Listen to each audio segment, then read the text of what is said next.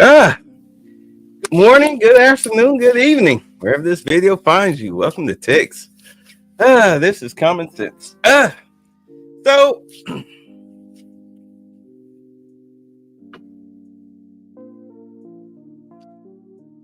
I didn't join the stream yesterday, the group chat, because Pomegranate Juice and I are, uh, let's just say it wound up being a necessary evil that I had no control over.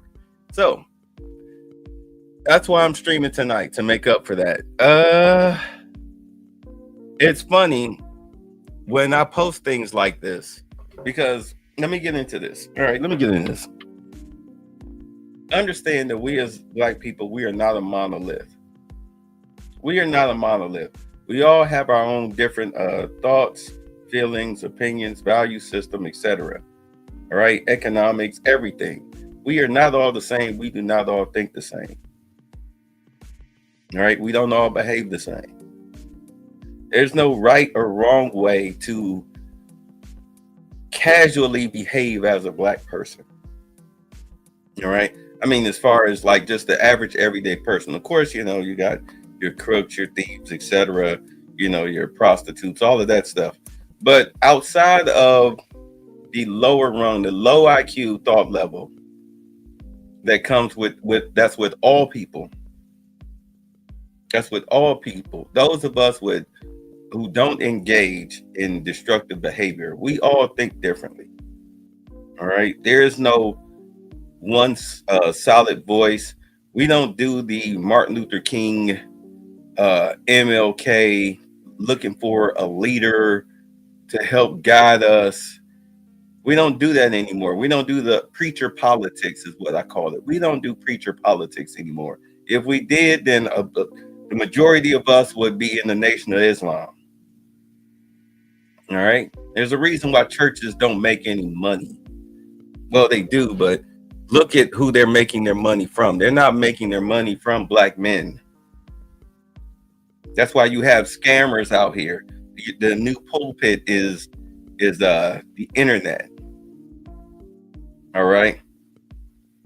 Telling you to hit the Cash App, hit the Cash App, hit the Cash App. Like, stop it. Stop it. Just stop it. Like, I'm just saying. So when you come across somebody that has a different opinion than you, it doesn't mean that they're wrong. They just see things differently than you. And of course, everything comes out in the wash. What's up, Adric? Everything comes out in the wash. There's nothing to argue about. I don't fall into the trap of yelling, screaming, cussing, and arguing with my brethren online anymore. All right, because it's unproductive. And this is not me taking shots. I'm just saying, you have to learn as an adult to water off a duck's back the situation. If it's not costing you any money, then why are you mad? This situation that we've been talking about ever since Doge started doing what they do, yeah, you should be upset. Democrat, Republican, Independent, you should be very upset. These people have been lying to you for years. They've been stealing your tax dollars. Are you kidding me? Wait till you hear about how $4 trillion just walked out of the Pentagon or the Treasury Department with no receipt. 4 trillion. Oh man, we got a lot to get into. The still liberal hive minds things, but let's roll the tape. But I mean, just a clear idea before we get into it, just a clear idea of how Black people, you get caught up in a cultist ideology and it destroys you. So let me play this. If you are trying to conduct audits and figure out where the waste, fraud, and abuse is, I don't know why you would go to some tech. In fact, it was only techies that were sitting there at inauguration. We didn't have to come in and do forensic audits. In fact, he's...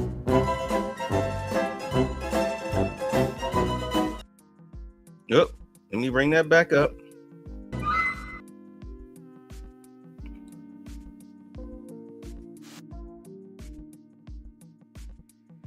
ask you, Brock, what did Elon Musk say? Last time he was press conference at the White House. You have people who work for the government that make a couple $100,000 a year in salary, but yet they have tens of millions of dollars in their bank account. This chick make $174,000. Her net worth is $9 million. How?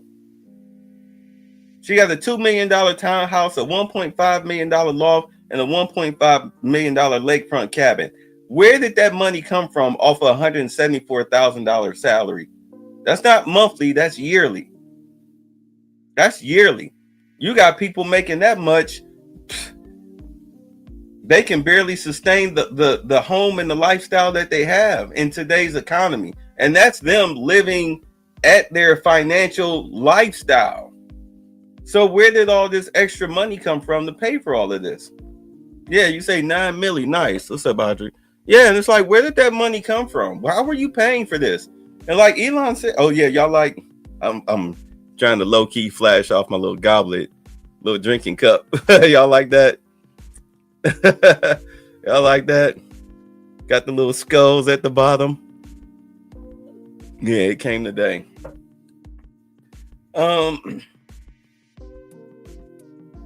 Unless you've got some hellified investments that's been paying off, where's this money coming from? And are you like on the Nancy Pelosi trade, who's rumored to have insider trading?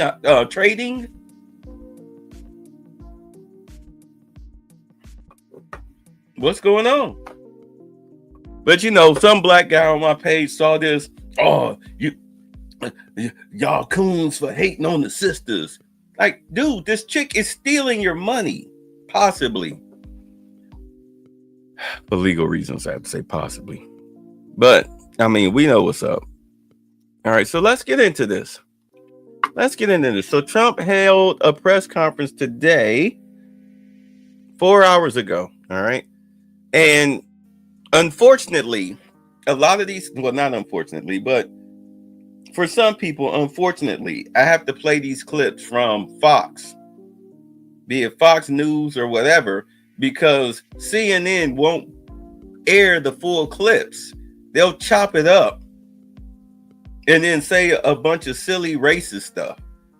You know, they say ridiculous things. It's like, no, like, I want to play the full clip and we comment on the full clip as best as we can, and then we go from there. So let's get into this. Let's go. And it's my honor to do so. Also, the fire department, the great firefighters. So they're here throughout the room, and I want to thank you very much for being here. I'll be with you in a little while. We'll do some great photos. That money. Policemen, policewomen, and firemen, firewomen. They're here, and we appreciate it very much. You've done a fantastic job. I think it's very important to state that incredible things are happening in our country. I think we've made more progress in 3 weeks than they've made in 4 years, especially with respect to the reputation of our country. And people are respecting us again as a country and as a powerful country, and maybe a smart country, but maybe not so smart, because when you look at some of the waste, fraud, and abuse that's being uncovered by DOJ and the people at DOJ, these are young, often young, but super brilliant people, incredible computer scientists and other things. And they're finding levels of fraud and waste and abuse like I think nobody ever thought possible. But before we do that, I just want to ask Will to come over. I've just finished signing some executive orders, and if we could start with that, Will, you might want to come up here and just explain what we did. Thank you. Good afternoon, y'all. A short while ago, President Trump signed three. I haven't seen these, by the way. Items. The first is an executive order relating to the affordability and availability of in vitro fertilization and other fertility treatments. These are treatments that have become unaffordable for many Americans, or have been unaffordable for many Americans. And the executive order is a directive to the Domestic Policy Council to examine ways to make IVF and other fertility treatments more affordable for more Americans. The second item that we signed was a not bad for somebody who's supposed to be anti-abortion, right? Okay. Presidential memorandum imposing radical transparency requirements on government departments and agencies, in keeping with President Trump and the administration's broader commitment to governmental transparency. What this presidential memorandum would do is require, as waste, fraud, and abuse is uncovered, as programs are canceled, and ultimately as taxpayer dollars are saved, this presidential memorandum would require departments and agencies to make all of the details of that freely available to the public.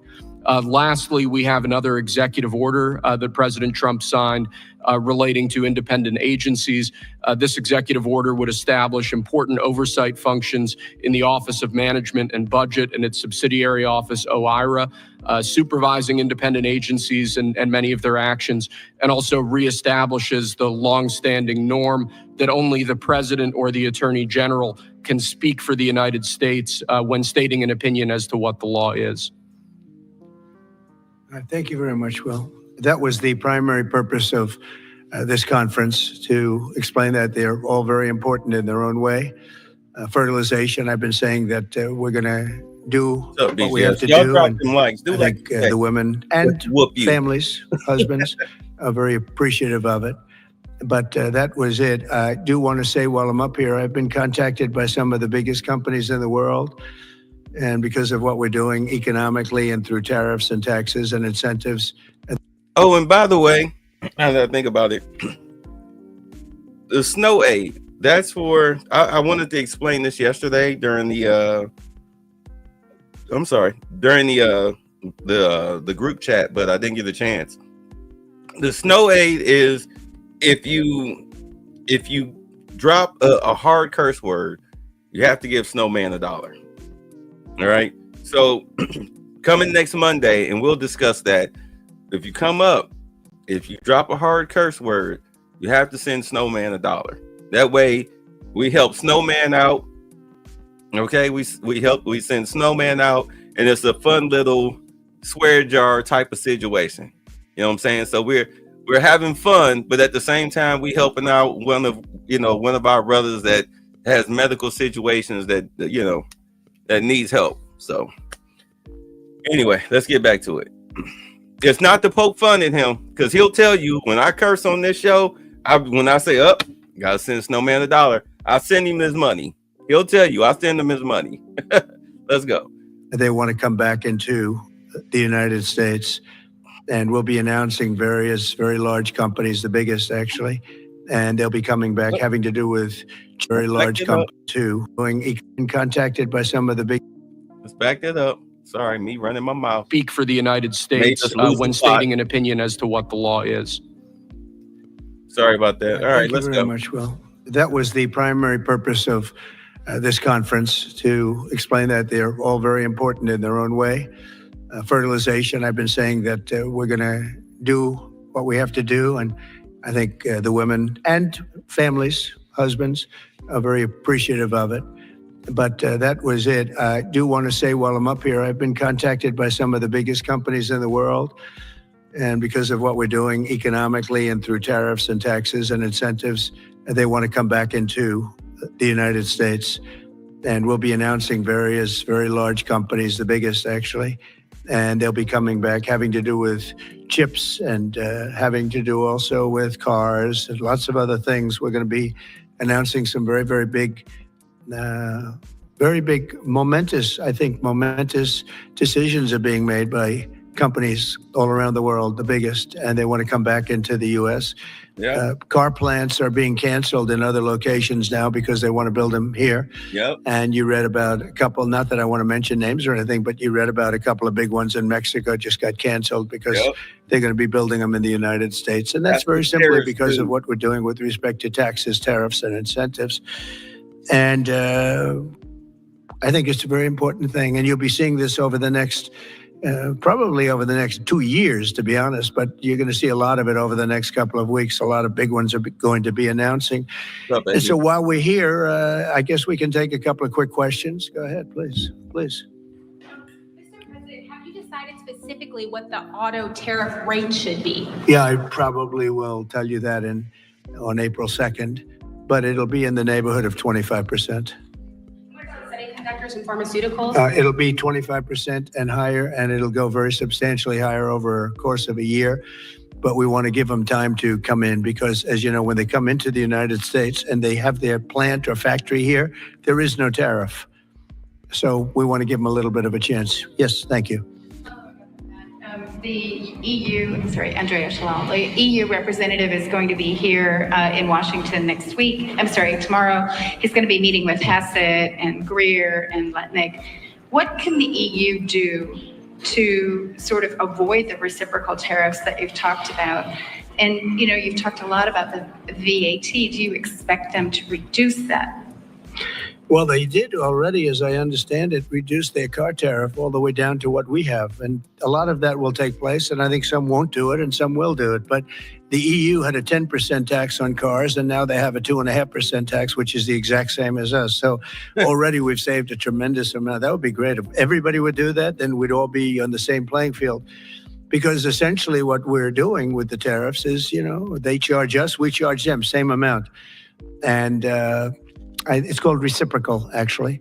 And whatever they charge us, we're charging them. And so the EU is, you know, I appreciate that they did this, but, you know, the EU has been very unfair to us. We have a deficit of $350 billion. They don't take our cars. They don't take our farm products. They don't take almost anything. They take very little. And we're going to have to straighten that out. And we will. I have no doubt about it. Yeah, go ahead, please. Thank you, Mr. President. Could you tell us a little bit more about the Russia talks, your impression of how they went today, and if you're perhaps more confident or less confident of a deal after what happened today? Well, much more confident. They were very good.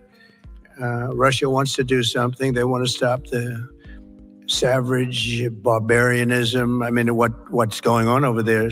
It's soldiers are being killed by the thousands on a weekly basis. It's ridiculous. And they're not American soldiers. They're Russian soldiers and they're Ukrainian soldiers largely, although a lot of Koreans have been killed, as you know. Quite a bit of them have been killed. They came over to fight and a large portion have been wiped out. But we want to end it. It's a senseless war. It should have never happened, would have never happened if I was president. And it's a shame to see it. And I see pictures that you don't see, but I see pictures of fields that look just horrible. It looks like Gettysburg if you see the... In fact, the last time I was on, old dude, he asked Jesse, he was like, well, where are these videos? So I posted the link to where I get all of my real wartime videos and everything. And all you saw was just videos of drone strikes. Like camera feeds of the drone strikes, just lighting people up, just crazy. So I mean, I'm pretty sure he sees more than we do. But I take some of those videos and I post them on my Patreon, which is I post them in the free section of my Patreon. You just have to subscribe to the free section to see the videos because I don't want to make money off of other people dying. But I share those videos, those and crime videos or whatnot. So that way, at least you guys get a firsthand account of what's going on out here on these streets. You see it instead of just hearing about it. Let's go. The old pictures of Gettysburg, it's soldiers lying all over the field, body parts all over the field. They're all dead. And this is going on a daily basis. It's a horrible thing. Both Russia and Ukraine, they're losing thousands and thousands of soldiers, and a lot of people have been killed too. I think that's one of the things that you'll see historically, and you'll see later on as it goes along. I think people are going to be surprised at how many people, not only soldiers, have been killed in Ukraine. A lot more people than you think. Yeah, please. President Trump, as part of the peace deal link with Putin, would you be willing to consider removing all American troops from Europe? Well, nobody's asked me to do that, so I don't think we'd have to do that. I wouldn't want to do that. But that question's never really come up. Yeah. Please. Sir, do you support stationing European peacekeeping troops in Ukraine as part of this peace deal? If they want to do that, that's great. I'm all for it. If they want to do that, I think that'd be fine. I mean, I know France has mentioned it, others have mentioned it, UK has mentioned it, but if we have a peace deal, I think having troops over there from the standpoint of Europe, we won't have to put any over there because, we're very far away. But having troops over there would be fine. I would not object to it at all. We're talking about this now, peace. We have either a ceasefire or a peace itself, and we're looking to do both. We'd start off with the ceasefire. Yeah, and we don't have if they time want to for do war. that. I know France We're trying was to save money. willing We to don't do have time that, for and I war. thought that was a beautiful gesture. Yeah, please. Do you have any message for Ukrainians who, after 3 years of fighting, might feel betrayed or disappointed at not having a seat at these initial talks in Saudi Arabia? Well, I think I'm really disappointed in what's happened. I've been watching this for 3 years. It's a war that would have never happened if I was president, and I've been watching these people being killed at levels that you've rarely seen, not even close. Appreciate the share. Since the Second World War.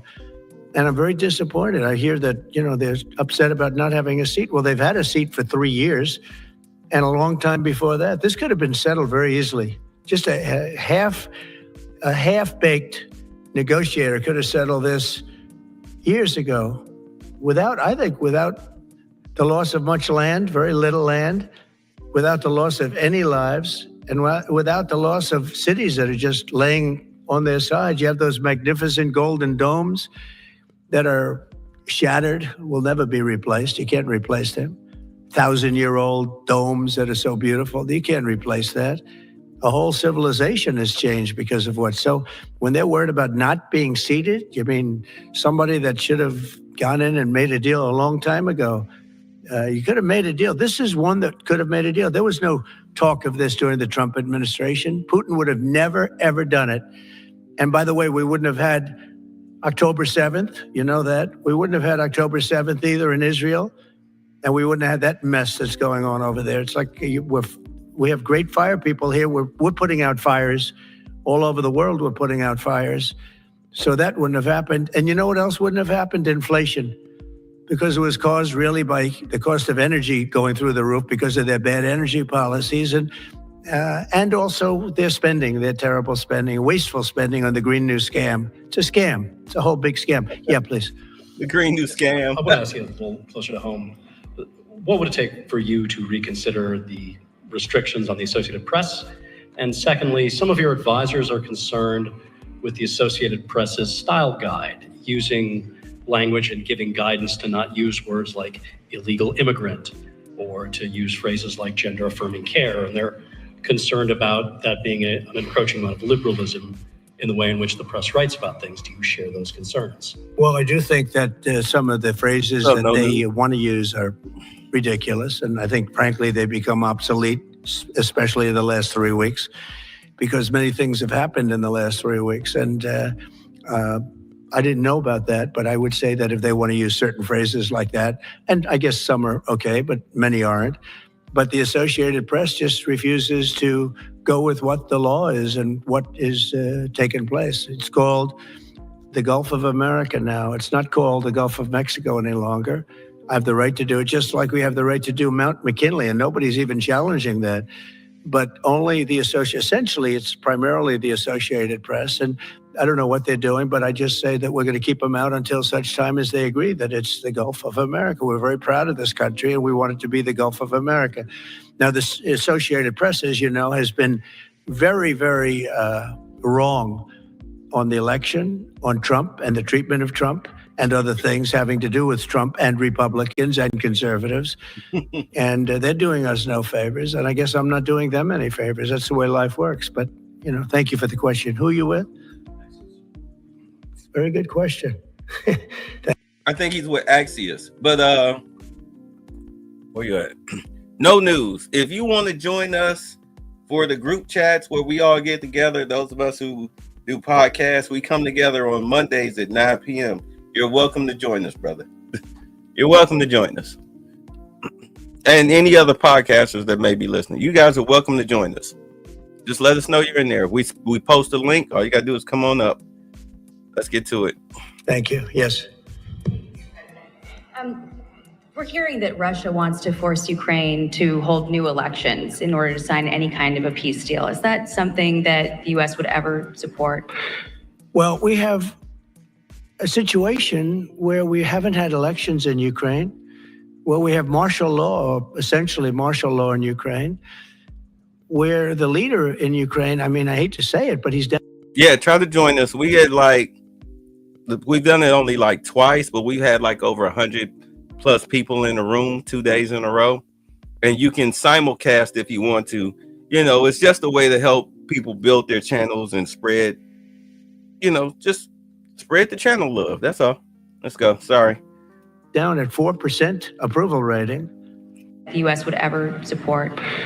Well, we have a situation where we haven't had elections in Ukraine, where we have martial law, essentially martial law in Ukraine, where the leader in Ukraine, I mean, I hate to say it, but he's down at 4% approval rating, and where a country has been blown to smithereens. You got most of the cities are laying on their sides. The buildings are collapsed. It looks like a massive demolition site.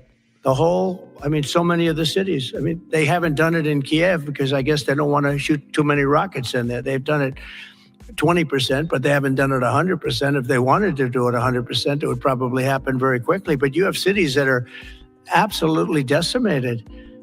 And yeah, I would say that, when they want a seat at the table, you could say the people wouldn't the people of Ukraine have to say, like, it's been a long time since we've had an election. That's not a Russia thing. That's something coming from me and coming from many other countries also. Ukraine is being just wiped out. Look at what's happening to the cities. There are cities, there's not even a building standing. It's a massive, you talk about Gaza. I mean, it's literally, these cities look like Gaza.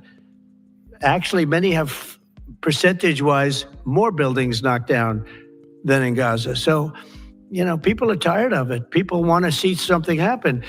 And, the other thing that it's been bothering me for a long time, because I solved the problem with NATO. They paid hundreds of billions of dollars into the funds of NATO when I said, you got to pay, because the United States was paying for European countries, and then they take advantage of us on trade. But I've seen it. Look, they have to pay. They have to find out, where's the money going to? We have, I believe President Zelensky said last week that he doesn't know where half of the money is that we gave him. Well, we gave them, I believe, $350 billion, but let's say it's something less than that, but it's a lot. And we have to equalize with Europe, because Europe is given a very much smaller percentage than that. I think Europe has given 100 billion, and we've given, let's say, 300 plus.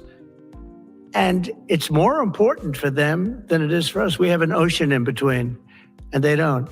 But where is all the money that's been given? Where is it going? And I've never seen an accounting of it. We give hundreds of billions of dollars. I don't see any accounting. So I want to see peace. Look, you know why I want? Because I don't want all these people killed anymore.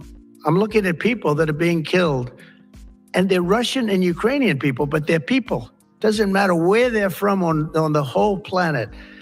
And I think I have the power to end this war. And I think it's going very well. But today I heard, we weren't invited. Well, you've been there for 3 years. You should have ended it 3 years. You should have never started it. You could have made a deal. I could have made a deal for Ukraine that would have given them almost all of the land, everything, almost all of the land, and no people would have been killed, and no city would have been demolished, and not one dome would have been knocked down.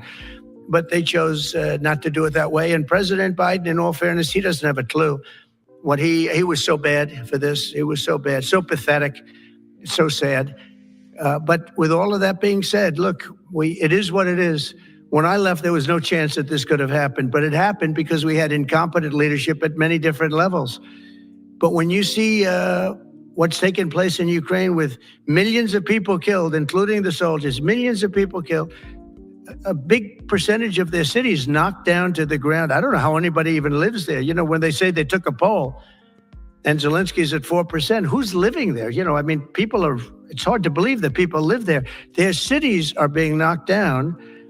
And this is something that would have never happened. And by the way, for 4 years, it didn't happen. It was never going to happen. Go ahead. Follow-up question. How would you counter the perception, because Russia's pushing for this, obviously, they don't really hold true elections, that would be a capitulation of some sort? How would you guard against potentially Russia installing a puppet government? And then finally, how would that new election have an impact on getting Zelensky to sign the rare earth minerals deal? Look, you have leadership, and I like him personally. He's fine. But I don't care about personally. I care about getting the job done. You have leadership now that's allowed a war to go on that should have never even happened, even without the United States. Look, we had a president who was grossly incompetent.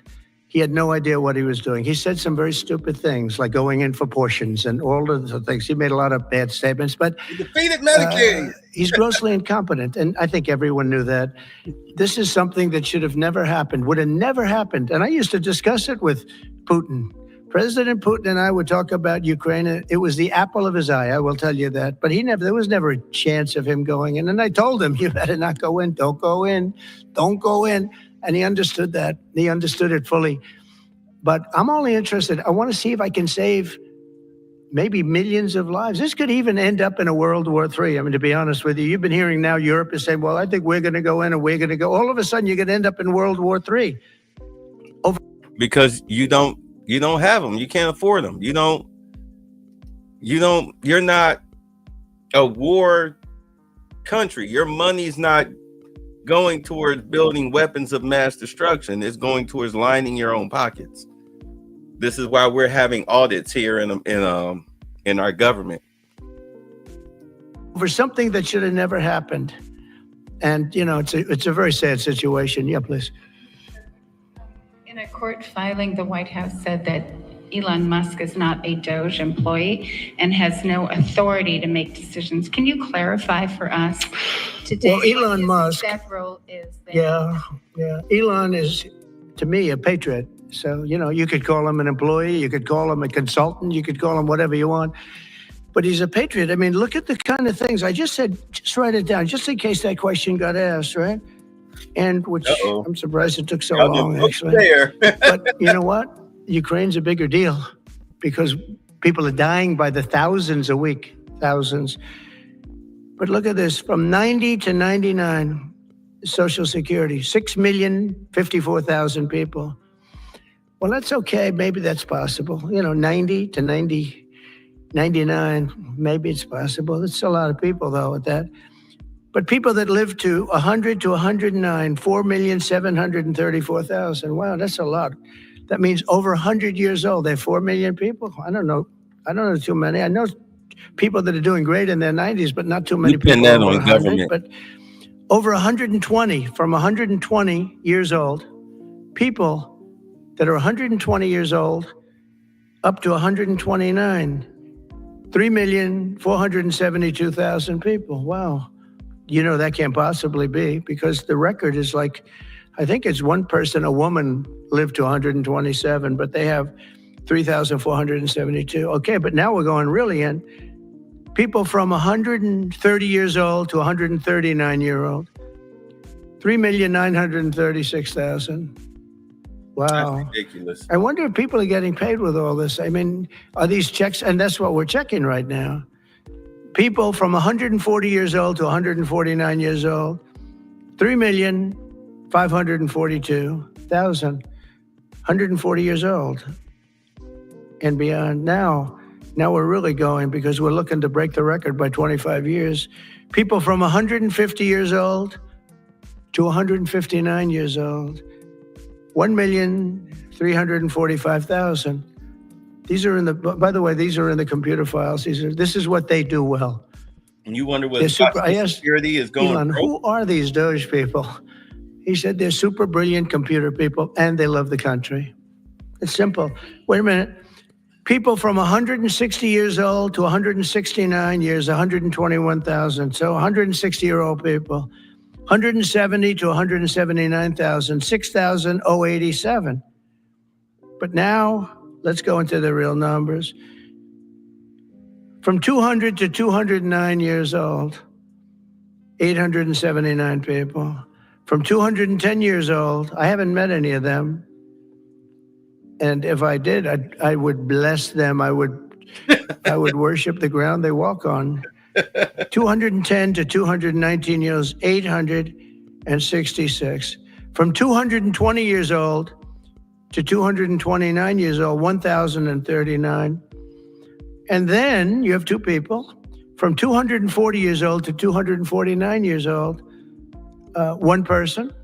And there's one person that's 360 years old. There you go, AB. That's just that. And then where's the money being spent? Right? Let's go into that for just a second. $520 million for a consultant on the environment. It's called Environmental, Social, and Governance Investments in Africa, and mobilize private sector resources. $520 million. Somebody got $520 million for an environmental, sounds like an environmental study. I've always been one that paid a lot of money for my environmental studies, but I paid like $50,000, not $520 million. $520 million for ESG. $25 million to promote biodiversity, conservation, and promote licit livelihoods by developing socially responsible behavior in the country of Colombia. Well, it's nice. $25 million to go into Colombia for something that nobody ever heard of. $40 million to improve the social and economic inclusion of sedentary migrants. $40 million. $42 million for Johns Hopkins, great place, to research and drive social and behavior change in Uganda. $42 million. What about us? What about social change in our country? $70 million for a center at Purdue to research university-sourced, evidence-based solutions to developmental challenges. I mean, these are massive numbers on things that nobody ever heard about. $10 million for Mozambique voluntary medical male circumcisions. $10 million for circumcisions in another country. $9.7 million for UC Berkeley to develop a cohort of Cambodian youth with enterprise-driven skills. In other words, let's teach them something about enterprise. What about our people? Can't we teach them about enterprise? $2.3 million for strengthening independent voices in Cambodia. $32 million to the Prague Civil Society Center, which is a very liberal group of people. Wonder how much of that money came back to the people that approved it. $14 million for improving public procurement in Serbia. $486 million to the Consortium for Elections and Political Process Strengthening, including $22 million for inclusive and participatory political process in Moldova, and $21 million for voter turnout in India. Well, why are we giving $21 million to India? They got a lot of money. They're one of the highest taxing countries in the world. Sounds like you're buying an election. Before we continue, though, because good Lord, people wonder why Social Security is going broke, and why the raise that people get on Social Security is pennies on the dollar, like maybe $100, $200, something like that, when it should be more, because it's not matching the cost of living. Well, it's because you have all these people on it that they're taxing the system. They're literally taxing the system. This is why when we talk, and I've been saying this for years, I've been saying this since 2018, that eventually here in America, the welfare system as we know it today will not be what it is in the next 2 years. They're going to scale back on that big time. Big time. They're going to cut back on that. If you are a working age adult, you might be able to get food stamps, but you might still be able to be on Section 8. But as far as getting your lights and your utilities and all of this stuff, or actually being able to get on Section 8 or get on food stamps, it's gonna be tough. It's gonna be hard. You better, I swear to God, I've been seeing this past 6 months. It looks like welfare, state-issued welfare, is going the way of those who are elderly or disabled, be it mentally or physically. It looks like it's going to go that route, or it might, as far as like, let's say like you, Shaquisha, with three kids. More than likely, as what was the thing that he put out earlier, was that if you pay child support, you're able to claim the kid on your taxes, not the custodial parent. But if you don't pay child support, if you do not receive child support, then you as the custodial parent can file the child on your taxes. It's going to be a lot of whole math going on this year before April 15th. Gonna be a lot of whole math. But also, if they look carefully and decide to make it a federal mandate of oh my goodness, of killing paternity fraud by saying that a DNA test must be done before the supposed father signs the birth certificate, you can forget it. You can forget it. You can forget it. As far as like females that want to have babies out of wedlock and then have us as taxpayers pay for it, you can forget it. Those days are going to be over. Those days are going to be over. You need to close up shop. And yes, peace to Kevin Samuels. Like you said, winter is coming. Winter is here. There's Santa Claus right there on the screen. Jack Frost, whatever you want to call him. The Grim Reaper. That was a slip. FBI, CIA, I didn't mean to say that. But yeah, but people want to hurt him. But yeah, there he is right there on that screen. So you better call your baby daddy to get you some Pampers and help pay your rent and all of this stuff, put some gas in your car, whatever. You better work out some child support payments or not. Like it's about to be a cold world out here for real. Life is not fair. Life is not fair. And it's coming. D-Day winter is here. Let's go. In terms of us, we can hardly get in there because their tariffs are so high. I have a lot of in terms of India. They got a lot of money. They're one of the highest taxing countries in the world. In terms of us, we can hardly get in there because their tariffs are so high. I have a lot of respect for India. I have a lot of respect for the prime minister. He just left, as you know, 2 days ago. But we're giving $21 million for voter turnout. It's voter turnout in India. What about like voter turnout here? Oh, we've done that, I guess. We did 500 million, didn't we? It's called the lock boxes.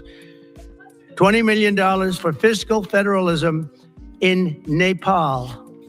Listen to these numbers. This is all fraud. $19 million for biodiversity conservation in Nepal. $1.5 million for voter confidence. I want to give them confidence. In Liberia, $14 million for social cohesion in Mali. $2.5 million for inclusive democracies in South Africa. $47 million for improving learning outcomes in Asia. Yeah, Asia's doing very well. They're doing a lot better than we do in the schools, aren't they? $2 million to develop sustainable recycling models to increase socioeconomic cohesion among marginalized communities in Kosovo and Eskali and in Egypt. We're talking about hundreds of billions of dollars. I could, by the way, I could read this all day long. I could go on all day long, and you'll see hundreds of billions of dollars, and we're doing it. But when I saw the Social Security numbers, I said, wow, that's really something. So we have, let's just go above 100 years old. We have millions and millions of people over 100 years old. Everybody knows that's not so. We have a very corrupt country, and it's a sad thing to say, but we're figuring it out. Now, the good thing about Social Security and what I read is if you take all of those numbers off, because they're obviously fraudulent or incompetent, Yeah. But if you take all of those millions of people off Social Security, all of a sudden we have a very powerful Social Security with people that are 80 and 70 and 90, but not 200 years old.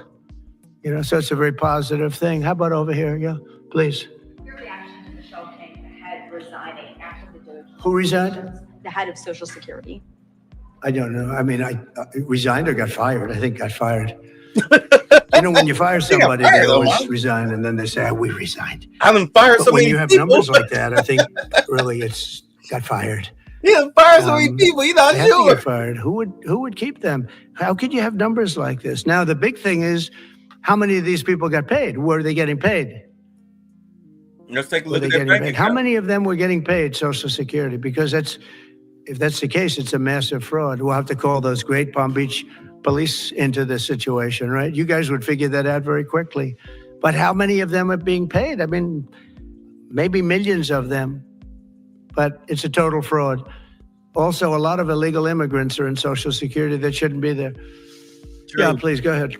President, there was a big wave of probationary federal workers who were fired over the weekend. Some of these workers focused on nuclear weapon security were immediately rehired. Do you have any concerns about how these terminations? No, not at all. I think we have to just do what we have to do. It's, you know, you're gonna. It's amazing what's been found right now. It's amazing. If we feel that in some cases they'll fire people and then they'll put some people back, not all of them, because a lot of people were let go. Don't forget, I got elected on the basis of making our government stronger and smaller, because we have millions of people that obviously they're paying millions of people that shouldn't be paid. And that has also to do with workers. Yeah, please. No, go ahead. Actually, yes, New York Times. Sorry. Mr. President, given your concerns about corruption, you said that if there were any conflicts of interest with Elon Musk, you wouldn't let him anywhere near it. That's right. Doge and SpaceX employees are now working directly at the Federal Aviation Administration and the Defense Department, agencies that have billions of dollars in contracts with Musk's companies or that directly regulate his companies. How is that not a conflict of interest? Well, I mean, I'm just hearing about it. And if there is, and he told me before I told him, but obviously I will not let there be any conflict of interest. He's done an amazing job. You know what? Before he gets into that, it's funny. I had posted on my TikTok about Elon taking over, like improving the aviation format for American Airlines, and not just, airlines here in America, updating the systems because they're outdated. And this was on TikTok, and the bots went crazy. It was just so much misinformation. I haven't had a video go over 6,000 views in like weeks, but this sucker just keeps hitting, and all I'm getting is bots.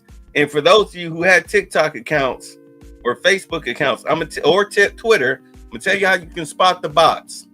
Number one, they'll say something against what you post, but all you got to do is just click on their profile. They'll have very few friends, be it subscribed or whatever. You'll have very few friends on either side, very few, if any, content. Like they'll have like 6 or less videos. Sometimes 10 will be the max, but it's garbage. It's garbage stuff. But these are bots. They're designed to combat information. All right. So, I mean, the page was filled with bots. I had to shut off the comment section because it was ridiculous. It was like, I could look at the page, like I'll go to post something 2 hours later, and in my notifications, I got 99 plus notifications, and it's all bot comments under that one little news story about Elon and, aviation. And it's all negative stuff. And I'm like, I guess the Democrats are still trying to fight information through TikTok, through the bots. I guess they're still doing that. It's ridiculous. It's ridiculous. Anyway, I'll let them get back to it. your concerns about corruption. You said that if there were any conflicts of interest with Elon Musk, you wouldn't let him anywhere near it. Yeah, that's right. Doge and SpaceX employees are now working directly Almost with the Federal lost my Aviation faith several times Administration because and of the those Defense damn bots. Department, agencies that have billions of dollars in contracts with Musk's companies or that directly regulate his companies. How is that not a conflict of interest? Well, I mean, I'm just hearing about it. And if there is, and he told me before I told him, but obviously I will not let there be any conflict of interest. He's done an amazing job.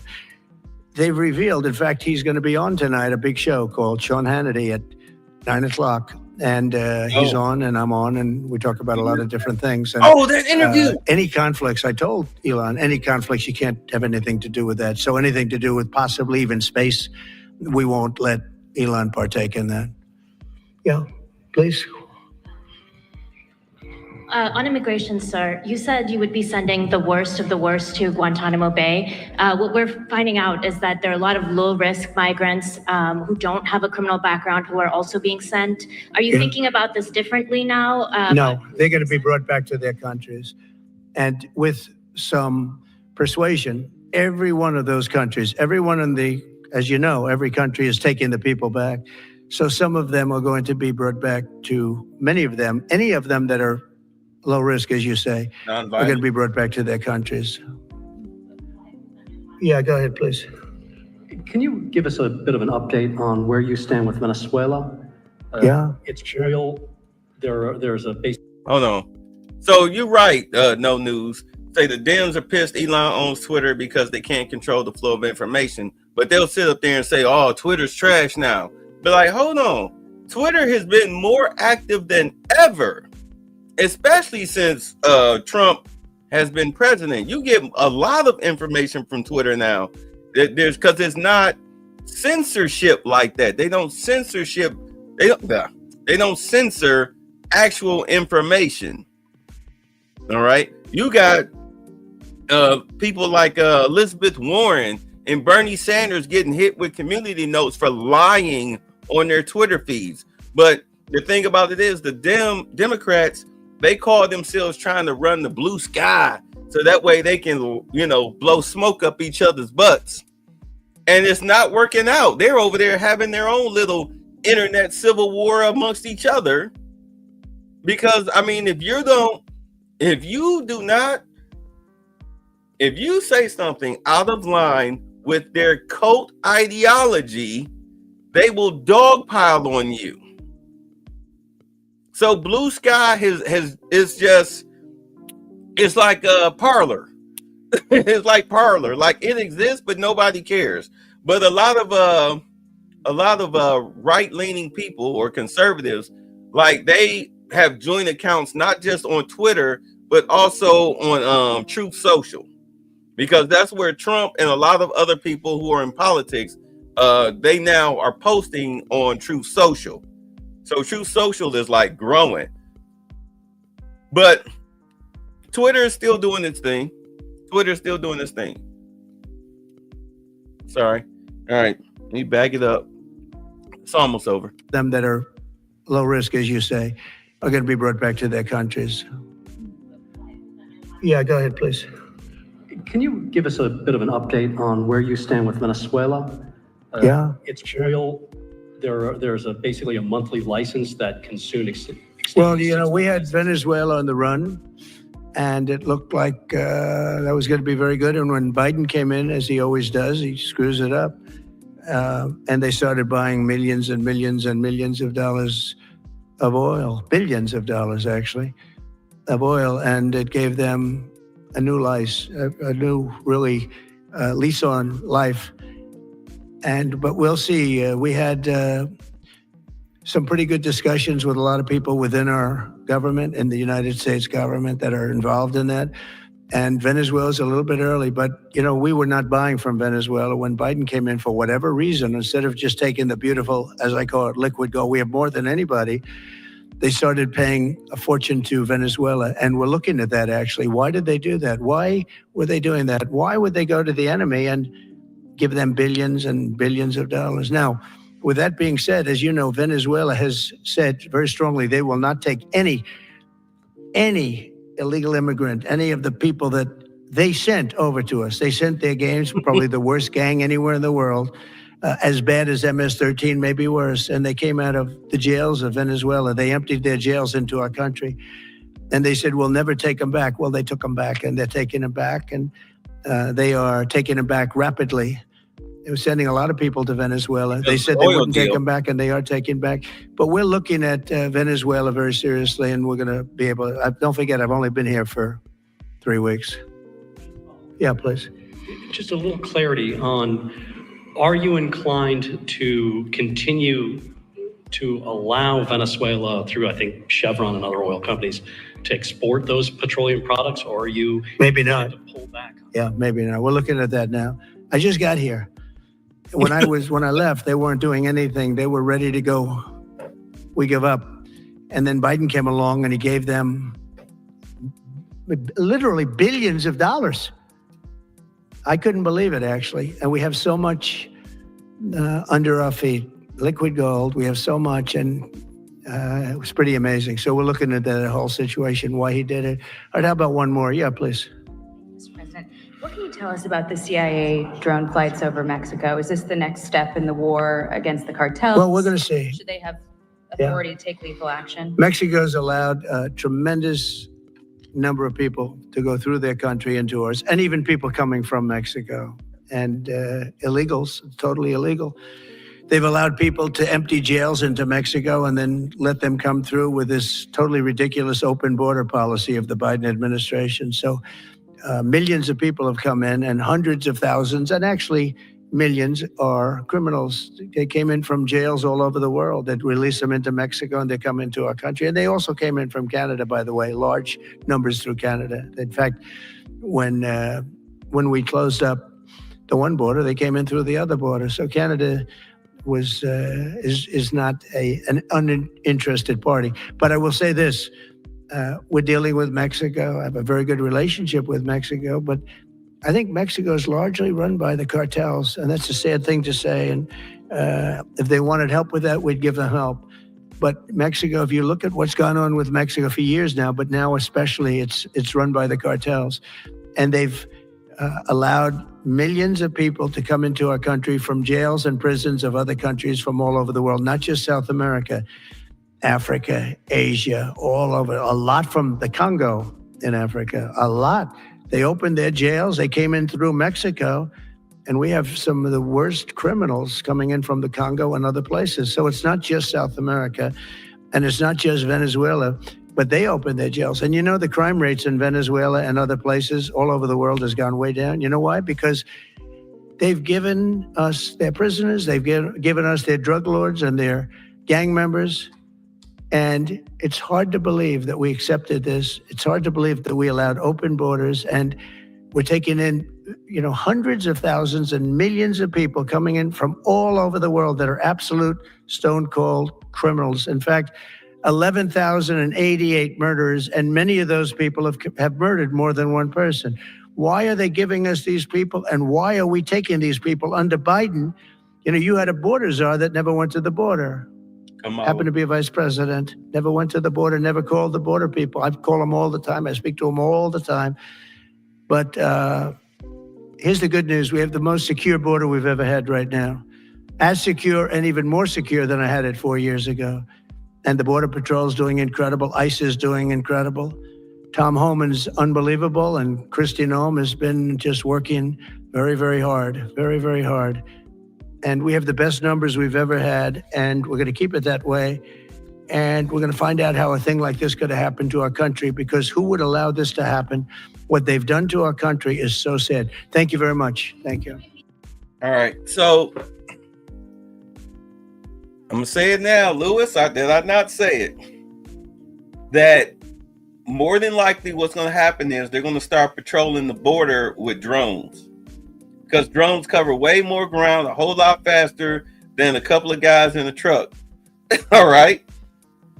All right. So the drones you send out, it looks like right now they're sending out scout drones to see what's going on. All right. See where there's holes at, where they might have possibly may have dug a hole up under the fence or something like that. Maybe got ladders.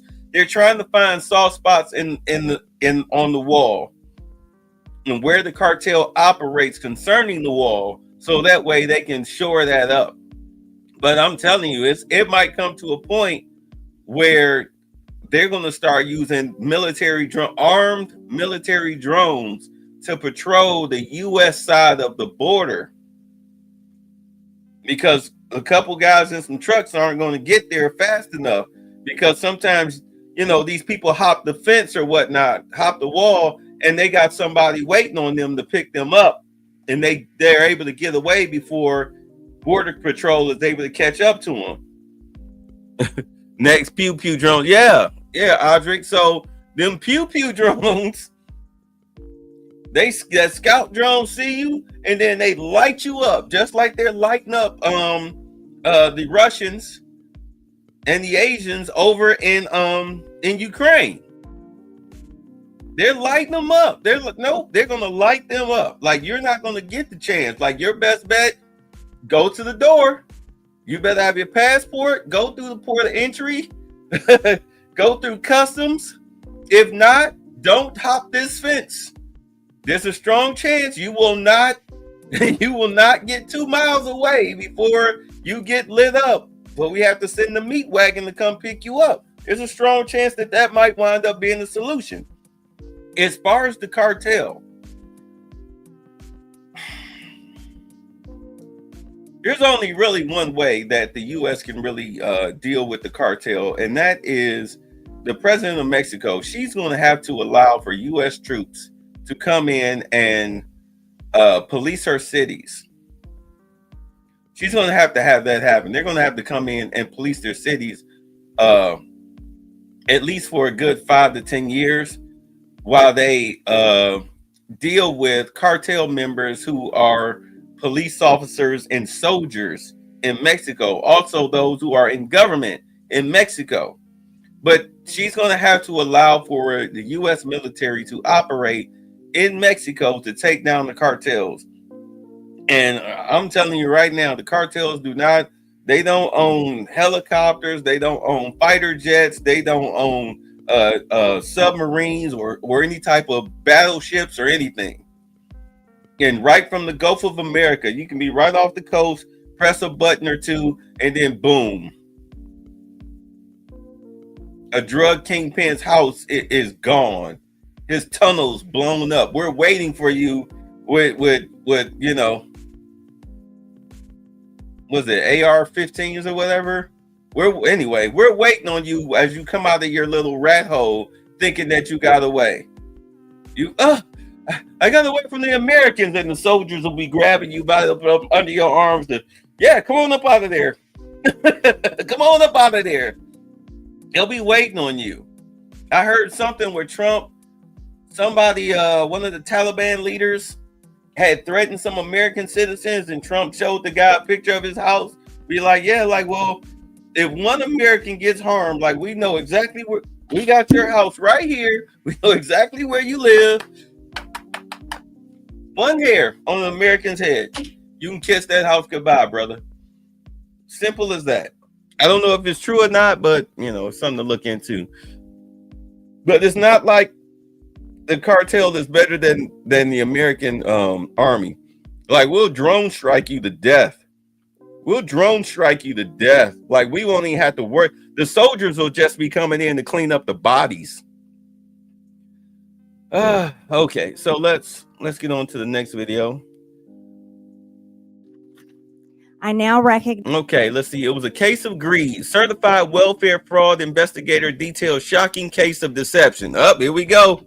Like I said, I haven't seen these, but I saw the titles. Let's go. Let's talk about it. Let's see if Marjorie Taylor Greene is saying what I'm thinking. Recognize Miss Royal for her opening statement. Good morning, Chairwoman Green, Ranking Member Stansberry, and committee members. My name is Dawn Royal. I'm a certified welfare fraud investigator, 2-term past president, and a current director of the United Council on Welfare Fraud. The United Council on Welfare Fraud is a national professional organization dedicated to protecting the integrity in our nation's public assistance programs. We are the only national organization singularly focused on the detection, prevention, and prosecution of welfare fraud. For too long, agency bureaucrats have pitted citizens' access to welfare programs against the integrity of those programs. Access versus integrity should never be an either-or dichotomy. We can all agree that access to public assistance is crucial. America's citizens should not be hungry or deprived of medical care because of their inability to pay. However, making sure vulnerable citizens have access to these welfare programs should not mean that we simply turn a blind eye to integrity. We do not pursue the prevention, detection, and prosecution of if we do not pursue the prevention, detection, and prosecution of fraud, taxpayers become the victims as the welfare programs become slush funds for anyone wanting to supplement their income with SNAP benefits, absolve themselves from the financial responsibility of medical bills, and using Medicaid to further taxpayer exploitation by taking advantage of cash assistance, energy assistance, childcare, and other social welfare programs. And if y'all have been paying attention, those of you who like to be on social media and watch the videos, like, you know, like MTR and people like that, if you notice, there are videos out here where there are these women, they go from bragging about they get $3,000 in food stamps and they only pay $2, you know, a month in rent and all of this stuff, but they driving Lexuses and BMWs. They out here bragging about all the money, taxpayer money that they get on TikTok. And then they turn around about a month or so later or less because somebody's turned the video in. And now they're like, one woman, she has to pay back $26,000 in stolen taxpayer funds, misappropriated taxpayer funds. It's a couple of them. They told them they need to pay the money back. They cut them off and then sent them a bill, or else they're going to jail. They're not playing. They are not playing. This is for real, for real. Winter is here. One example of a welfare fraud is a case that I investigated that was criminally prosecuted last year. The applicant mother failed to disclose her children's father as well as his employment and income on multiple applications she submitted for Medicaid, SNAP, and low-income energy assistance. The co-defendant father worked a steady job, earning a six-figure salary, and provided an enviable lifestyle for his family, including vacations, luxury vehicles, snowmobiles, motorhomes, lavish gifts, including one from the wife to the husband, which was a $1,200 bottle of bourbon. Evidence we presented at trial included a candidate registration forms filed by the defendant father when he ran for town council and later mayor of the town where he declared he lived at the same address provided by his wife on her public assistance programs. Are you kidding me? This was a case of greed, but it emphasizes how easy it was for these criminals to make false statements on applications in order to receive benefits from multiple programs that they were never eligible for. I could spend the rest of my day providing countless examples of how taxpayer-funded programs are exploited, and the message would be the same. Investigators continue to be hamstrung by antiquated regulations, conflicting directives from federal agencies, and the lack of access to technology. Sadly, investigators have also found themselves at odds with the career bureaucrats who recite watered-down facts about fraud in order to promote their political agendas. Specifically, we can look to the career bureaucrats who have historically claimed that the fraud rate in SNAP is less than 1%.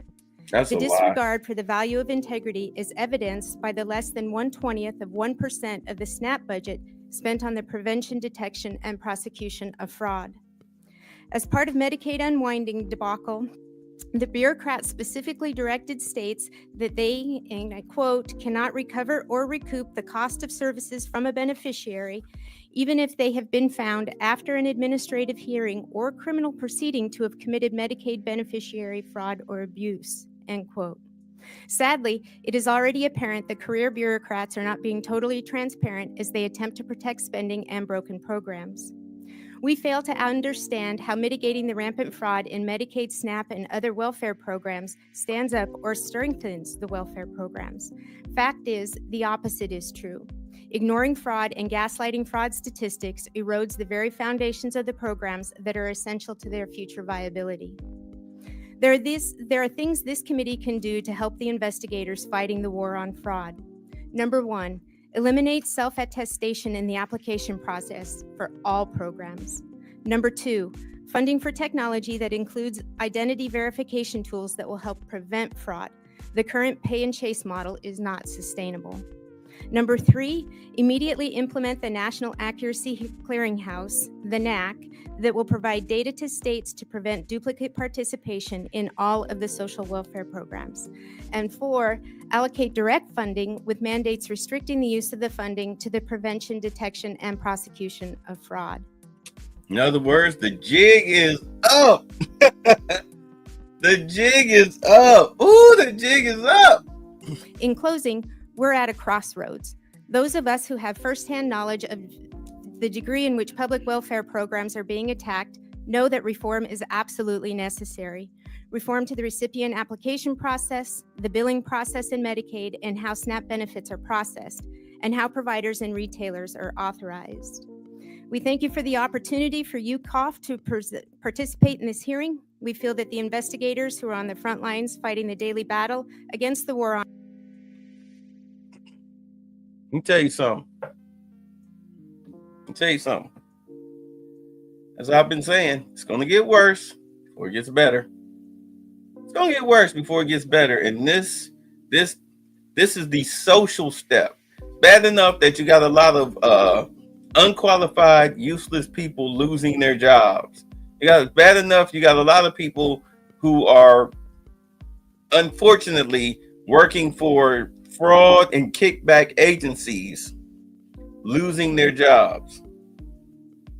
You know, I feel sorry for somebody who actually wound up getting a job thinking that they're doing some good, only to find out that the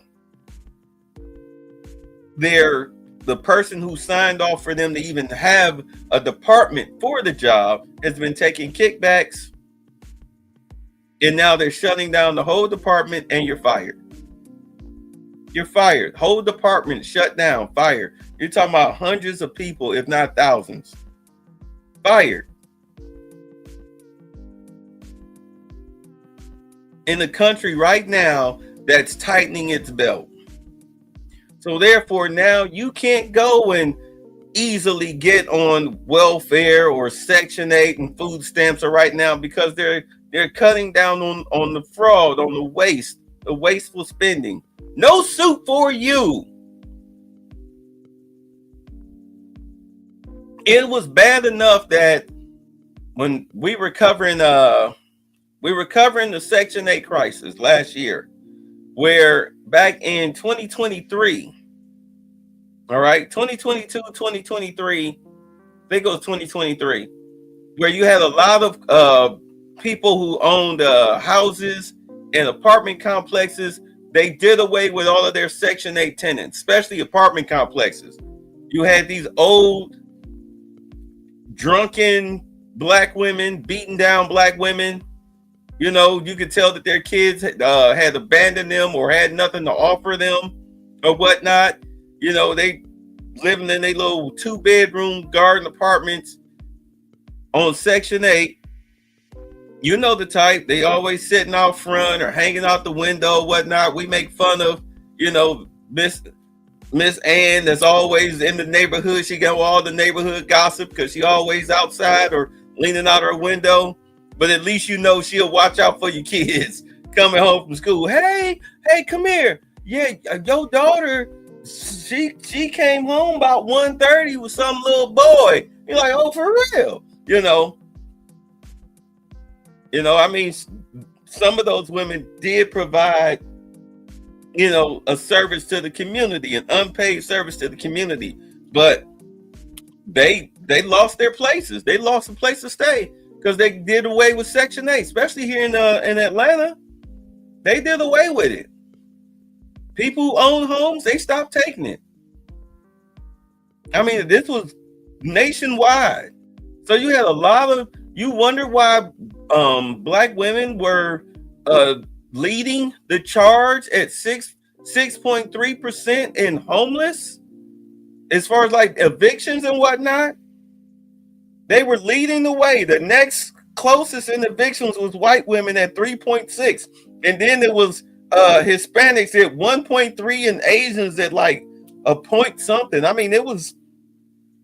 You wonder why that was happening, and then you look at the chart. This was the funny part. You look at the chart, you would think that it would be a lot of older black women, like over the age of 50, that were, you know, as far as facing evictions or whatnot. No, turns out it was women between the ages of 35 and 45, mainly somewhere like 50.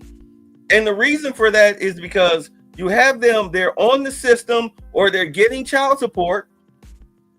They may be working a job or not, but it's the child support or the government benefits that's subsidizing their income to where they can afford to live wherever they're living. But once that child turns 18, and they have to report that. A lot of cases they don't report it. In some cases they do.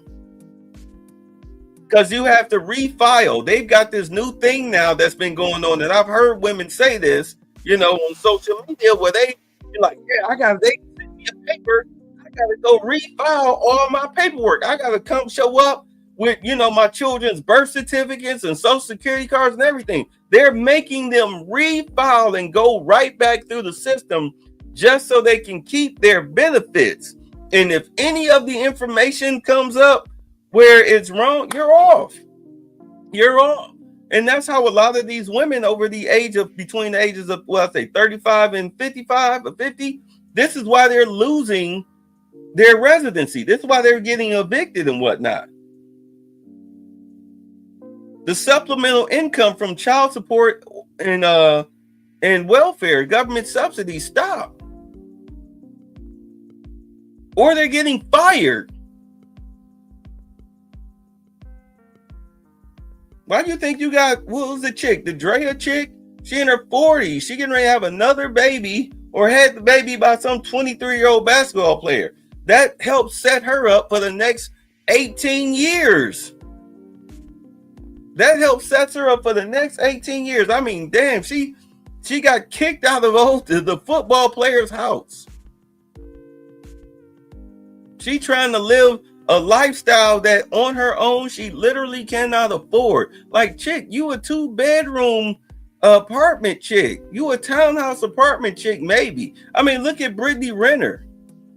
Got her out here wearing hijabs and stuff, just so she can have a place to stay.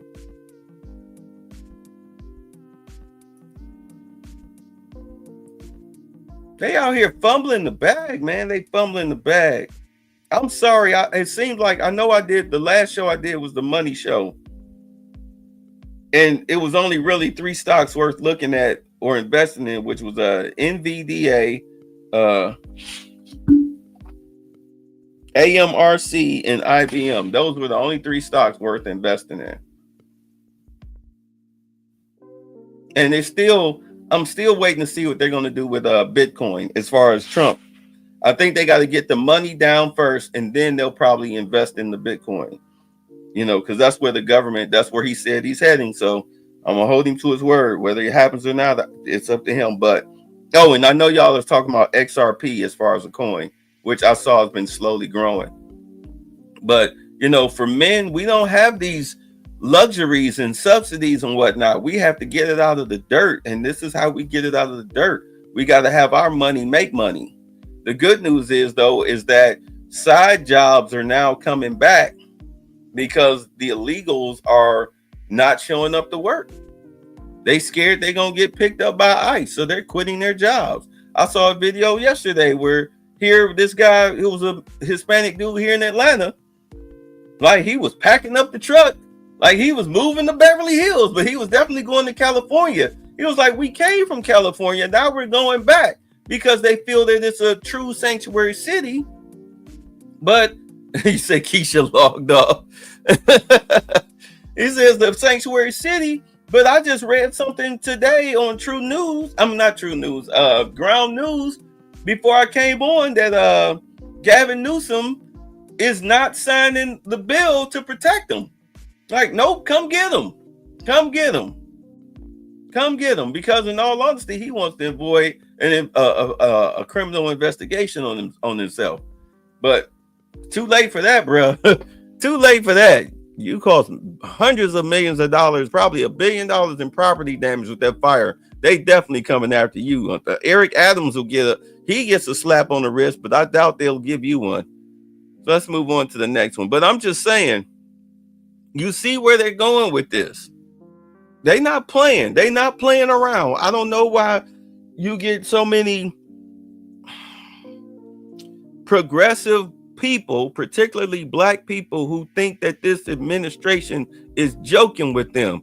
Turn off CNN, MSNBC, and The View. Turn that garbage off. All they're doing is feeding you lies and helping you self-destruct. Those people got their money. They got their money. Rachel Maddow will lie to you all day, every day, 5 days a week. Oh, you're fighting the power. No, you're not. You're fighting your own prosperity. You need to be more so focused, instead of focused on I'm black, so this is racism. Instead of focusing on that, you need to be focusing on how you gonna pay the rent. You need to be focusing on how you're gonna put food on the table. You need to be focused on how you're gonna put gas in the car. And I mean, everyday people, we get along. We do what we do. But there's a subset of us who aren't so lucky. You know, their finances are strained. You need to figure out how to do that. And I'm telling you right now, especially if you're a man, you're going to have to invest or get a second job or something. And hope that you're not part of some agency that may be cut or shut down or something. Or you might lose your job because of theft or crime or whatnot. Man, I mean, water off a duck's back. But you need to be preparing. You need to be preparing. On fraud, need to be at the table and participating. Waste. Well, the numbers are just incredible. Liz, what we got here? Elon Musk's Doge exposes age range in Social Security database. All right, we covered this, but we'll let it go again. There might be more information. Let's go. Let's get into it. Elon Musk posted this graphic on X. Yeah, he got to play ball. How many people in what age group there are accepting these Social Security checks?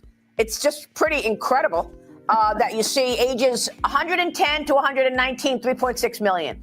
If you're 120 to 129, 3.5 million. I mean, last time I checked, Liz, there was no one in America that's 140 years old. But if there is someone 140 years old, Maria, they sure deserve Social Security payments, and I'm all for it. Look, there are two astonishing things here. Number one, that this sloppiness and the fraud and waste has gone on for so long. Obviously, this is not something that happened overnight.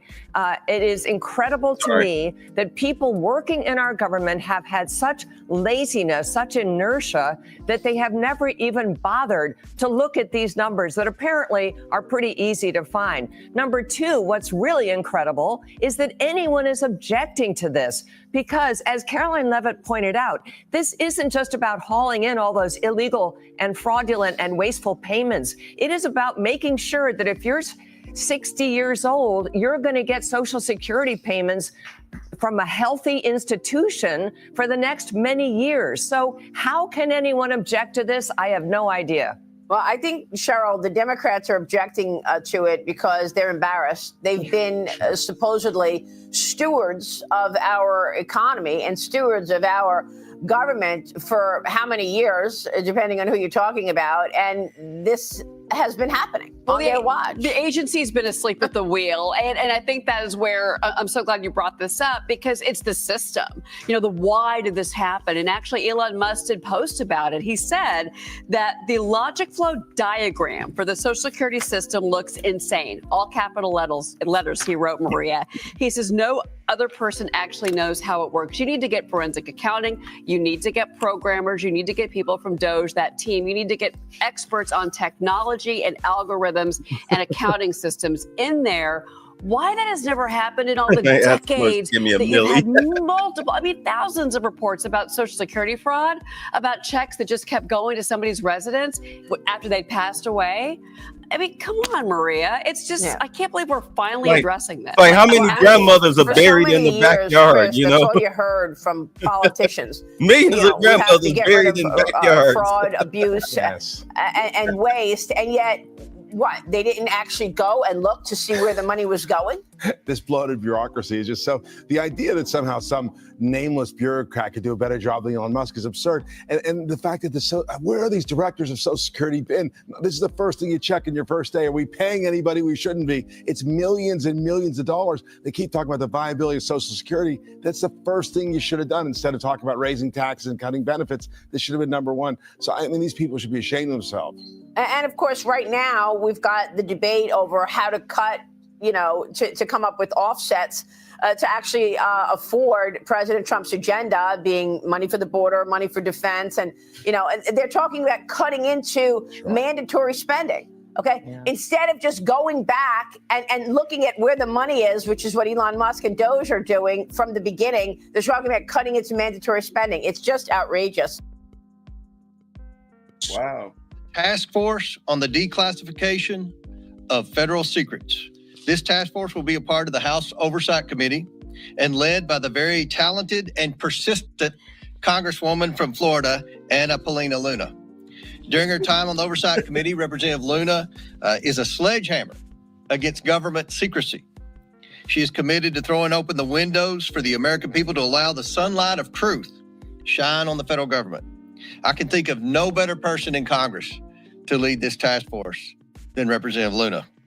Last month, President Trump signed an executive order to begin the process to declassify information on the assassinations of JFK, RFK, and MLK. This task force serves to build on President Trump's actions. Hold on. I'll say it right now. We had Jordan Maxwell. For those of you who know who he is, you can Google him if you don't. When he spoke at our store, we had a conference where he spoke at the hall, and then later on at the store, he sat down with us and he said that he showed us the tape that he didn't show during the lecture. He pulled out the tape for us to see. So we went in the back and we watched the tape, and it showed this is the JFK assassination. So I'm just saying this is what he showed us. This is what was on the tape. He showed us where the secret, like the presidential car had four, of course, it got the four corners. There's four spots for Secret Service, two on the front bumpers and two on the back bumpers. They're supposed to be there, to protect the car, to protect the president. The guys on the back bumper, the two guys on the back, you saw what turned out to be the director of the Secret Service with a radio. He waved them off the back bumper. He waved the two guys off the back bumper, and one guy was throwing his hands up like, what the hell, as they drove off from, the airport in Dallas. So then they show where Kennedy grabbed his throat. He grabbed his throat and leaned down like this. Jackie Kennedy leaned over, said, I guess to see what was wrong with him. And then the driver, you saw the driver turn around with a shiny metal object in his hand. Boop. Kennedy's head flew back. Jackie tried to run out the back of she tried to scramble out the back of the car. You go watch the tape. As far as what they put out there, she tried to scramble out the back of the car, but the Secret Service guy, he jumped on the back of the hood, pushed her back into the car, and then boom, they sped off. From what we saw, it looked like the driver fired the fatal shot that killed Kennedy, and the guy on the grassy knoll, he missed the kill shot. He missed the kill shot, but the driver finished him off. That's what it looked like to us. As a matter of fact, remember the senator or whatnot that got shot on his right side that was in the front passenger seat? That's bow, like shoot, I missed, clack, clack, bow, and then you got him because it's not a steady shot. You're now rushing, you're rushing as a sniper trying to get that shot off, trying to do the kill shot. That's how that guy got shot. He was not supposed to have been shot. So we'll see that's the video that we saw. That was the information we got. So when this finally comes out, we'll see what happens. For far too long, the American people have had reasonable questions of what their government, which they fund every day, keeps hidden about certain issues. And for far too long, the federal government has not answered these questions. This creates distrust in our institutions. That ends today. The voters of this nation delivered a historic mandate to President Trump on November 5th. The keystone of that mandate was demanding increased transparency of their government and elected leaders. And the mandate of this task force is to acquire that transparency. We will open this up for questions from the media, but first I'd like to hand it over to my esteemed colleague and chairman of the new task force, Congresswoman Luna, for her remarks. Thank you, Chairman Comer.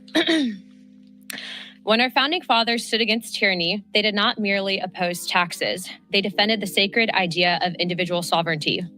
They declared that no government, agency, or title could infringe upon the freedoms of speech, religion, thought, and the pursuit of truth.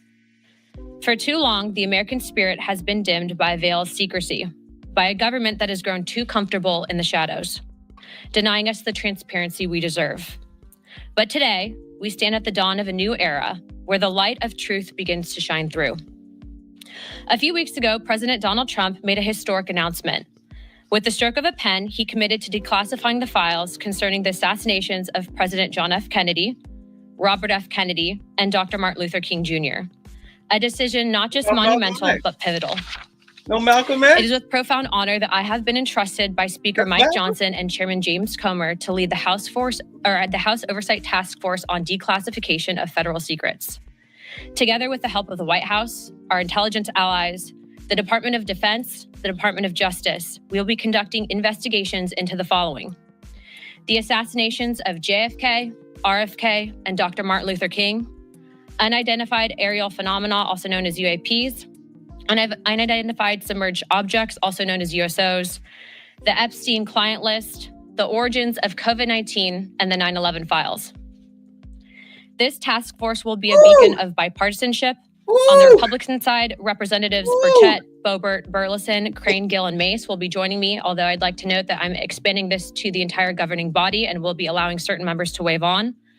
Our first hearing is set for March. The date will be announced soon, and we've already initiated close to a dozen communications with various agencies, to include Pam Bondi at the Department of Justice and the Secretary of State.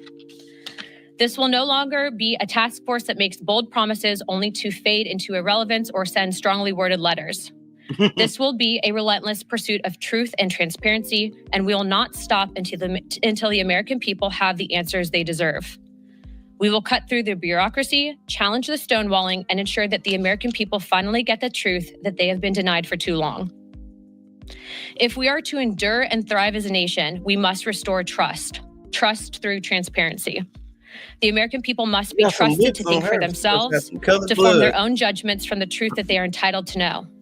We've been treated like children for too long and kept in the dark by those we elected to serve us.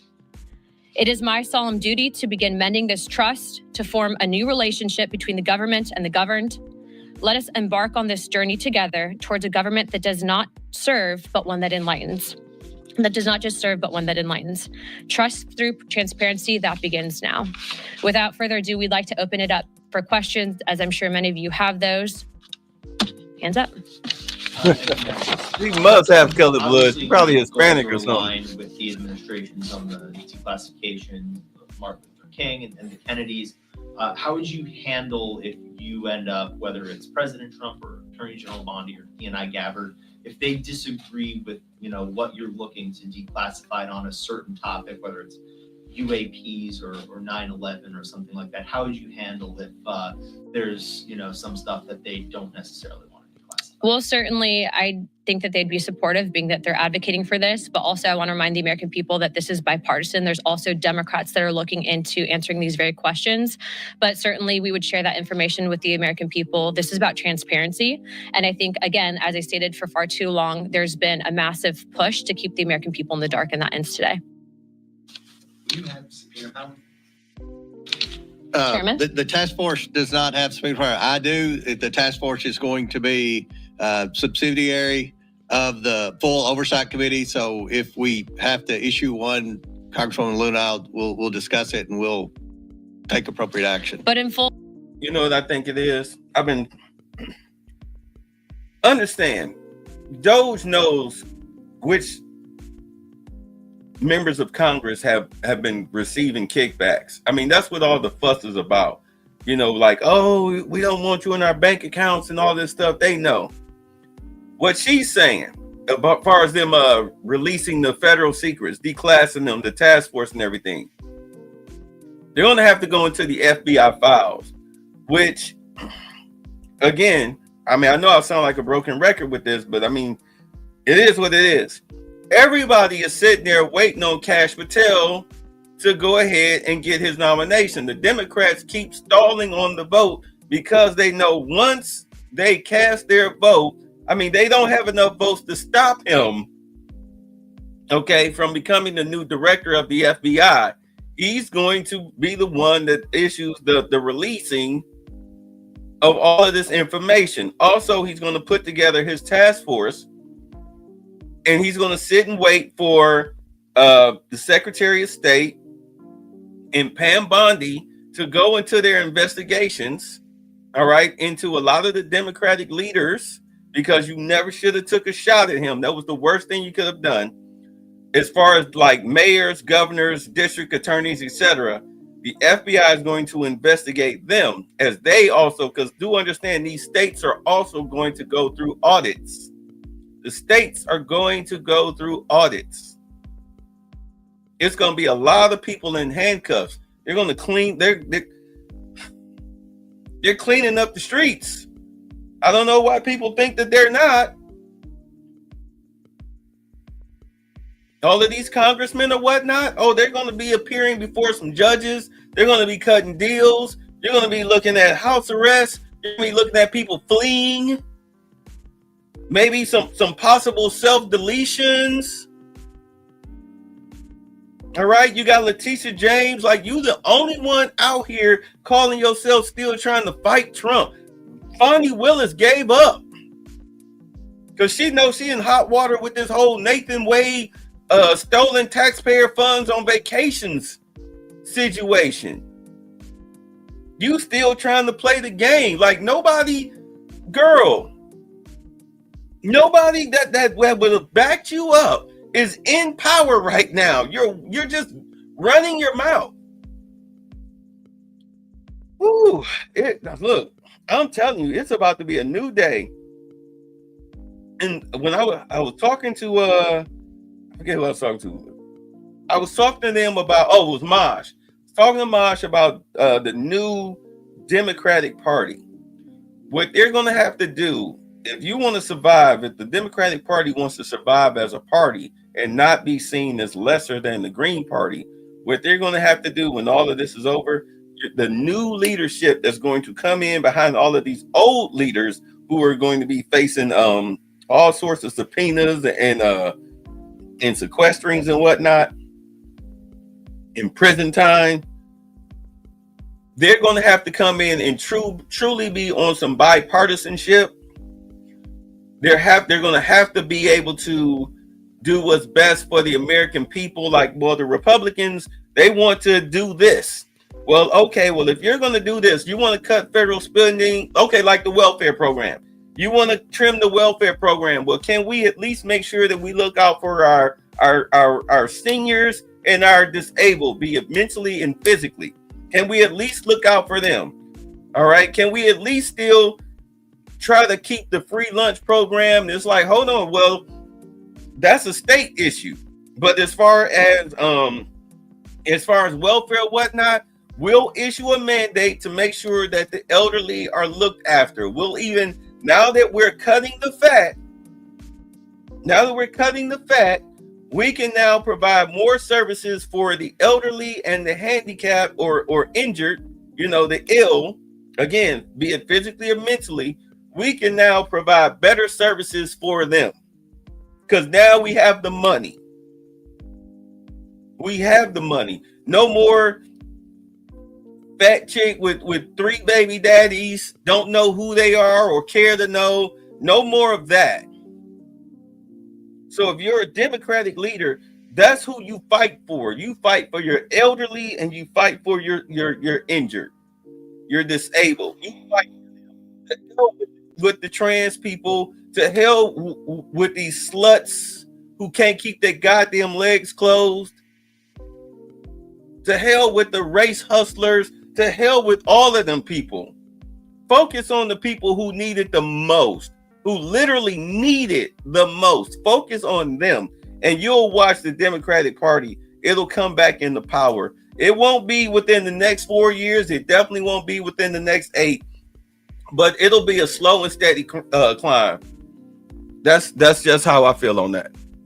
Well, full transparency, we have a great working relationship, as I stated earlier, with the White House, with the DOJ, with the Secretary of Defense, and the Secretary of State. The incoming FBI director, I think, will be very supportive, and we've also been told that the CIA director is very supportive. To put it in perspective, I think that this issue transcends not just one administration, but multiple administrations, and it hasn't been until now that we've been able to get people actually in positions of power that will push for transparency. Now, if I find that different entities in the various intelligence agencies are stonewalling us, I'm going to make that known to the American people. But as of right now, we are cautiously optimistic. What's your priority list? Is Epstein 9/11? Our first investigation will be announced, but it's going to be covering on a thorough investigation into the John F. Kennedy assassination. And I can tell you, based on what I've been seeing so far, the initial hearing that was actually held here in Congress was actually faulty in the single bullet theory. I believe that there were 2 shooters, and we should be finding more information as we are able to gain access into the SCIF, hopefully before the files are actually released to the public. Thank you for doing this. Have you identified the Democrats who will sit on the task force? And could you talk a little bit more about the role of Democrats in this? Yeah, so again, this is a bipartisan commission. Remember, JFK was a Democrat, RFK was a Democrat, and I'm sure that I think the entire conference has a question on what actually happened with Dr. Martin Luther King, but also UAPs. You guys know that was the biggest bipartisan bicameral hearing that we've ever had, I think, in congressional history. I do not know who their members are yet. They've noticed it, but they're taking this very seriously. This is not a conspiracy theory investigating committee. We're actually looking to present truth to the American people. And it's in my opinion that no one person elected to office is more important or more qualified to look at the information that they've been hiding from us. And so we look to push for that transparency. What's going on in Area 51? What sort of witnesses possibly do you expect to have at your hearings? I know you said the first one's in March. That be department heads, former employees of various agencies. Would you like to jump in? Yeah, I was going to say, based on what we're actually looking to do with the JFK investigation, I'm looking to actually bring in some of the attending physicians at the initial assassination, and then also people that had been on the various commissions looking into, like the Warren Commission looking into the initial assassinations. There's been conflicting evidence, and I think that even the FBI at the time reported some anomalies in the initial autopsy at Bethesda, Maryland. All of those, though, seem to have been rinsed and repeated in the media to push a certain narrative that we don't agree with. And so I think that in order to put to bed some of the theories that have been out there on John F. Kennedy, we have to know the full truth. And the full truth starts with transparency. And that's why these files is so important for the American people to read for themselves. For this task force, what are you hoping to uncover as far as UAPs that you have not already heard from other UAPs? The biggest information problems that we've had with UAPs is the amount of stonewalling, stovepiping, and also it seems that there is this push to gaslight the American people into looking at the evidence and then not fully believing it. I think for us, if we're writing the budget, for example, into the Pentagon, if we're writing the budget overall for whatever programs might be out there, why is it that members of Congress who are given a top secret security clearance are being denied access? That's not a free and true government. And so for us, especially being that we have now a Secretary of State who's actually open to declassification and Marco Rubio, we're hoping to present that information and at least acknowledge it from a government perspective that we are not alone, but also let's see what the evidence is. Yeah, I'm wondering about the Malcolm X. Hold on. I'm worrying about I noticed they haven't mentioned Malcolm X either. And I'm like, well, is it because they classified him as a terrorist? Because I know that J. Edgar Hoover, all right, pretty much classified him and MLK as like terrorists and Marxists and socialists and all of this stuff. So, but more than likely, we'll probably find out what happened with Malcolm X as far as like there being shooters up in the loft. We'll probably find out if that's true or not. But I mean, you know, he's unlike Malcolm X, unlike Dr. King, you know, Dr. King was, you know, he was a good boy, but Malcolm X wasn't. So that'll probably be something that'll come out, but it won't be so spectacular. It'll be spectacular for us as black people, but not so much for the American government. So we'll see. We'll see how they roll. We'll see how they play it. Send requests to these different agencies and federal departments. Yes, in fact, the letters went out this morning, not just on RFK, JFK, and MLK, but on everything that I had listed above to include UAPs, Epstein, and 9/11 and COVID, to the State Department, Department of Defense, CIA, and then also we'll be sending some to the FBI, and letters have also gone out to the NSA. I mean, the Diddy tape's gonna be out there too. Y'all know that. I mean, because that's not a cover up right now. That's not a cover up right now. So we're gonna find out who was all at the party. Who was at the party? Yeah, with the baby oil. We gonna find all that out. Woo! And who was the chick, the little goofy chick on social media? One of these little social media prostitutes. She was saying that the Obamas gave her the best sex she's ever had. I forget her name because these chicks they're all the same. But yeah, we'll see what happened. It's gonna be interesting. Let's go. Committee on Assassinations, which investigated both the John F. Kennedy assassination and the King assassination. Well, what's interesting on that specific committee is what, to my understanding, when they actually brought in expert witnesses, they weren't actually people that were in attendance to the initial autopsy at Bethesda, but also this is a bigger committee than just the JFK assassinations. We're also expanding into Epstein, COVID origins, 9/11s, and then UAPs and USOs. And so before, where we initially had some of these hearings, this is going to be an encompassing committee that's going to work directly with the White House on information that they're declassifying. Yeah. There's the Warren Committee. Mm-hmm. Correct. There's actually 3 different government investigations into the JFK assassination. But again, this committee is expanding not just there, but outwards into other fields. And again, we're working directly with the White House. In previous investigations, they didn't have access to the information that we are going to have access to. And so that's a big deal, especially if you're looking at what truly happened with JFK. Are you going to get a top secret clearance? I already have a top secret clearance. All members of Congress have a TSCI. The question is do we get SAP access, of which Chairman Comer has been very supportive and will be getting SAP access as well. All right. The UAP situation. For those of you who are into the conspiracy theory of UFOs or whatnot, supposedly Admiral Byrd back in the 40s, 30s, 40s, during an expedition into the Arctic, him and his team wound up flying into this canyon that the further they went into it, it all of a sudden was lush greenery and everything. And then their planes were taken over. For those of you who watched the Y-Files, this is what they were saying. And of course, this is just a story that he was retelling that's been told thousands of times, but kept on the hush hush, supposedly. The plane was taken over, on some Star Trek, Star Wars, tractor beam stuff. Their planes were taken control of. They were surrounded by other flying aircraft that had Nazi symbols on them. And they were being flown by blue-eyed, blonde-haired people, but they weren't human beings. I'm just telling you, this is the story. This is the conspiracy. So, of course, they wound up landing, and then they wound up meeting with a guy who was the leader of the center of the earth. He was one of the leaders of one of the societies in the center of the earth. So the hollow earth theory. Okay. So, and he told them, hey, look, y'all playing around with nuclear weaponry and everything. Because remember, this was shortly after World War II. All right.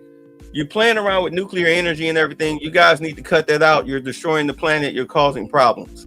Because apparently it wasn't a meteor that killed the dinosaurs. It was some type of nuclear energy weapon that killed the dinosaurs. That's why they had the winter storm that lasted for so long. That killed off majority of life on the planet. So that's why they went underground. I'm not saying this is true. I'm just telling y'all this is the conspiracy concerning UFOs.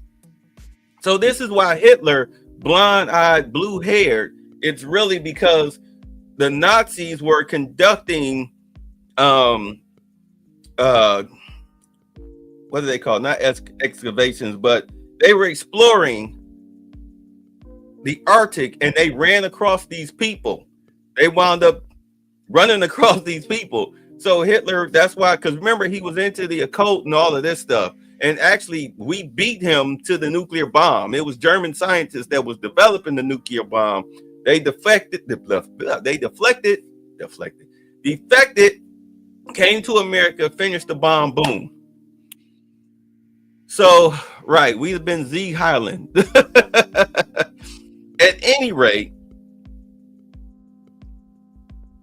that's the story.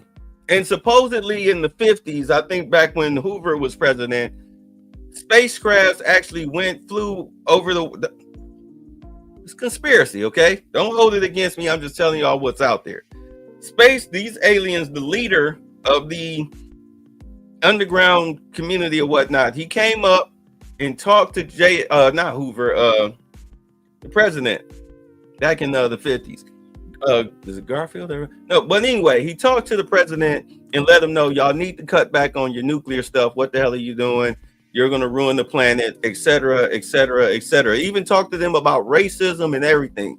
All of this was supposedly discussed as far as trying to better humanity, or else humanity will wind up dying.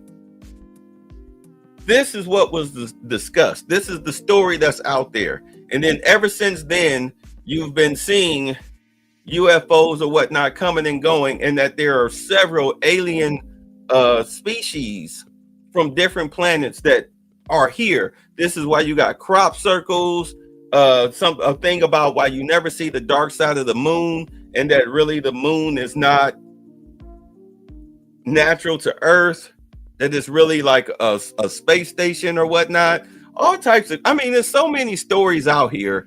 It's going to be fun to see what their findings and what they tell us what's going on with this stuff. I'm not saying it's written in stone or anything like that. I'm just saying these are the conspiracies that are out there. So I guess we'll find out what's BS and what's not.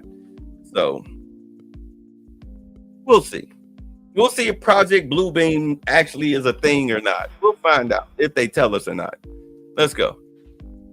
Okay, 2 more and then we're going to wrap it up. Operation Paperclip. Yeah. Obviously, some of the questions. Wild stuff, topics, man. Whether it's Jeffrey Epstein or COVID-19, the questions are obvious. What specifically, though, are the questions you're looking to get answered with regards to September 11th? We just want the truth. How much did the CIA know in advance? But also remember, when you have only certain information that's shared with the American people, that's when conspiracy theories happen. And it's in my opinion that conspiracy theories can be detrimental. It doesn't mean that in the last couple of months we haven't been right on a few things. But what I will say is I think that we deserve to give this information to the American people. I don't agree with the stonewalling that's occurred. And also, how do we prevent things like it from happening in the future? And we have to know the full picture, and the American people deserve to know that as well. Can we expect any collaboration with the Department of Government Efficiency? I don't know what information DOJ would have, but I would encourage them, if they have anything on JFK, Epstein, or anything in between, that they bring it to our office immediately. Okay, one more and then we'll wrap it up. Of course. Senior City Mayor Eric Adams stand apart from the other Democrats in that he's cultivating a relationship with President Trump and has been critical of sanctuary laws. And what do you hope to uncover with this hearing? Well, we have a lot of questions. Some of the people. All right, before you speak, so I just posted the link to the Wild Files YouTube channel. The brother, he's a white guy, but the brother, he's very entertaining and he's very informative as far as like going into the depths of the conspiracies, and also like near the end of his program, like the last 5 minutes or whatnot, he debunks a lot of the conspiracies that are out there, like because they've already been proven to be false. But he'll give you the whole conspiracy and then he'll debunk it or debunk what he can on at the end. But he's very entertaining. He's very thorough, so I like his channel. He's a good guy. But I put it in the chat. So let's finish. I'm sorry. People in the mayor's administration have been vocal that they weren't going to comply with federal law, that they were going to continue to act as sanctuary cities. We want to know about coordination and communication they had between the previous administration. How did so many of these illegals get there? Who was paying for it? Who were they communicating with to be able to provide housing and so many other benefits to such a large population of people? Just the basic questions we all have. Who was paying for it? Who was leading the efforts to transport the illegals from wherever their entry point was in the United States to the sanctuary cities? And are the mayors going to comply with federal law now? Are they going to work with Tom Homan and the national security groups in the Trump administration to try to deport the criminal illegals and stop being a sanctuary city? Do you feel less worried about Eric Adams himself considering his signals? Worried about what? Do we feel less worried about Eric Adams? Eric Adams, I mean, he was one of the first mayors to bring up the crisis situation, the fiscal impact on the city. So I think he would be a very good witness, and we have a lot of questions for him, just like we do the other three mayors. Stick your hand out, Eric. All right, one last question, then we're going to wrap it up. News Nation, let's go.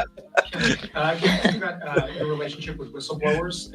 Is it going to be the normal process that oversight typically does? Or are you going to create a separate avenue for the task force? I mean, we're all about the normal process, but look, if you have information and it's credible, we've always approached it in that I'd like to be the person that does the interviews for it, mainly because, especially with stuff like this, we want to make sure that there's, not bad actors that are pushing false information to create a narrative that's simply not there. And so, every whistleblower that does come forward, as of right now, there's people that have been publicly out there, for example, on the JFK stuff, that were actually present in the room at the operating room where he was actually brought to right after the shooting. So we hope to bring those people in to testify. And again, these hearings will be open to the public. I'm also expanding this to the entire conference. So if someone's going to take this seriously and look at it through an investigative lens and get answers for the American people, they are welcome to ask questions of the witnesses, and you guys will all receive notice of that. And we'll work with anyone who currently works for the federal government that wants to declare whistleblower status and receive whistleblower protection, if that's what they're interested in doing. And I don't think they're going to face the type of retaliation that the previous administration gave whistleblowers, particularly the IRS whistleblowers that blew the whistle on the cover-up of the Biden family. And I'd also like to close with this. If you are an independent investigator, we are being told that the FBI has now located thousands of pages of documents that they lost before, specifically relating to JFK. We are going to get through as much as we can. We have a great team of attorneys. We have a great team of investigators looking into this, but it doesn't mean that we won't accept help from the public. And so we will be setting up a place for collection for people to present information. But again, this is about transparency. The government works for us. There have been people, I think, in power for too long that try to silo us and keep us in the dark, but that stops today. You're seeing that same message come out of the White House, out of the CIA, the FBI, and every other agency in between. So we are very happy to have the support of all of those individuals, happy to have the support of Chairman Comer and Speaker Johnson. And if you guys have any questions, please don't hesitate to reach out to Oversight Comms, and we'd be happy to answer those at that time. Thank you, guys. This presidency is not messing around. President Trump signing an executive order yesterday giving DOJ more power to reduce the size of the federal workforce. The order requires federal agencies to cooperate with DOJ, directing them to restrict hiring only. All right, so before we move on to that, let's take a quick breather. This president, Donald Trump, ain't playing around. I mean, when that's your presidential picture, your mugshot is your presidential picture. I mean, that's petty with power. We know Tariq is petty with money. This is petty with money and power. He's sitting in the most powerful seat in the world. When you come for the king, you bet not miss. So yeah, also from what I understand, they're going after those judges. They're going after those judges who were trying to block him. They're about to be investigated. I'm telling you, they're waiting on Kash Patel. They're waiting on Kash Patel. Let's go.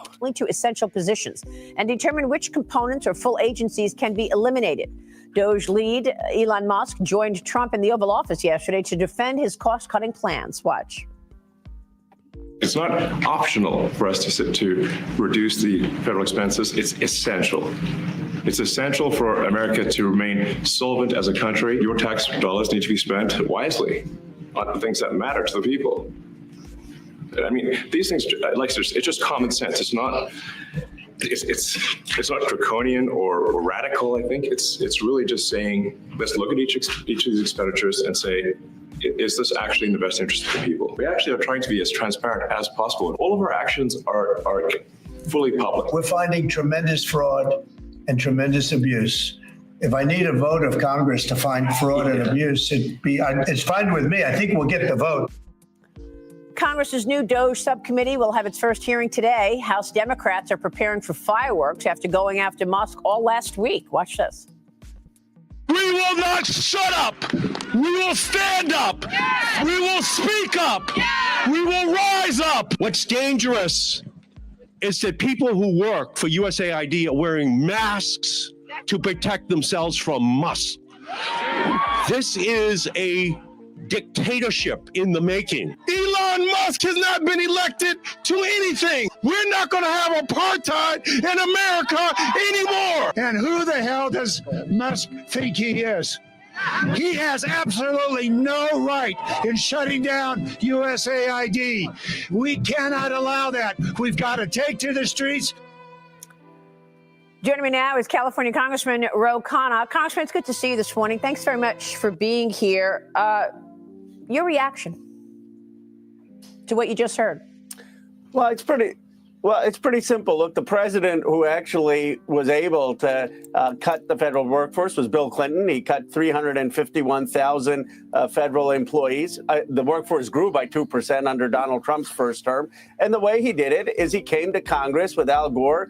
Congress passed the Restructuring Act, and that's how we cooperated to reduce the unnecessary bureaucracy. And all my colleagues are saying is you have to work with Congress to make lasting and constitutional change. Well, I mean, did it work? Since Bill Clinton was in office, $1.5 million was given last year for advancing DEI in Serbia's workplace, provided $2 million grant to fund sex changes in Guatemala, $7.9 million to a project that would teach Sri Lankan journalists to avoid binary gendered language. We've gone through this list all morning long. Do you agree with these things that USAID was paying out to? Of course, there are projects that I disagree with, and I acknowledge that there is wasteful spending. But 2 points, Maria. If you really want to go after the waste of the federal budget, and you know the numbers, you don't start with an agency that is 0.1%. You start with the federal defense budget, which is 56%. You start with Medicare Advantage fraud, which is a huge part of the budget. You start with I think that's where he's the going pharmaceutical companies. President Trump said he's going to the Education Department and military next. And, you know, there's a piece in the Journal today, Congressman, and the question is there a constitutional crisis? The editorial board writes this. You know, Trump's actions are aggressive, but they are not an executive coup. They write, the real crisis would come if Mr. Trump defies a Supreme Court ruling. If that happens, and it could, the left may wish it hadn't squandered its credibility by crying wolf so often about crises that didn't exist in Trump's executive actions. So, Congressman, I mean, I want to get your thoughts on this because we see your colleagues saying we're going to fight until the end, we're going to fight in the streets. I mean, why not just admit, wow, a lot of money has gone to some questionable places and try to get on the same page so that America can get united? It's a slush fund. America would be united if they were to come to Congress. I saw that President Trump even said, well, maybe that we should come to Congress. That's what all we've been saying is have a up or down vote. Why not force members of Congress to cast those votes? Why does it matter? Because there otherwise could be disinformation. Look, Musk acknowledged yesterday that the condom money didn't go to Gaza, that there was some program in Mozambique. So Congress is a check to make sure that the programs people care about, Social Security, veterans benefits, cancer research, money for decent schools in working class neighborhoods, those aren't being cut.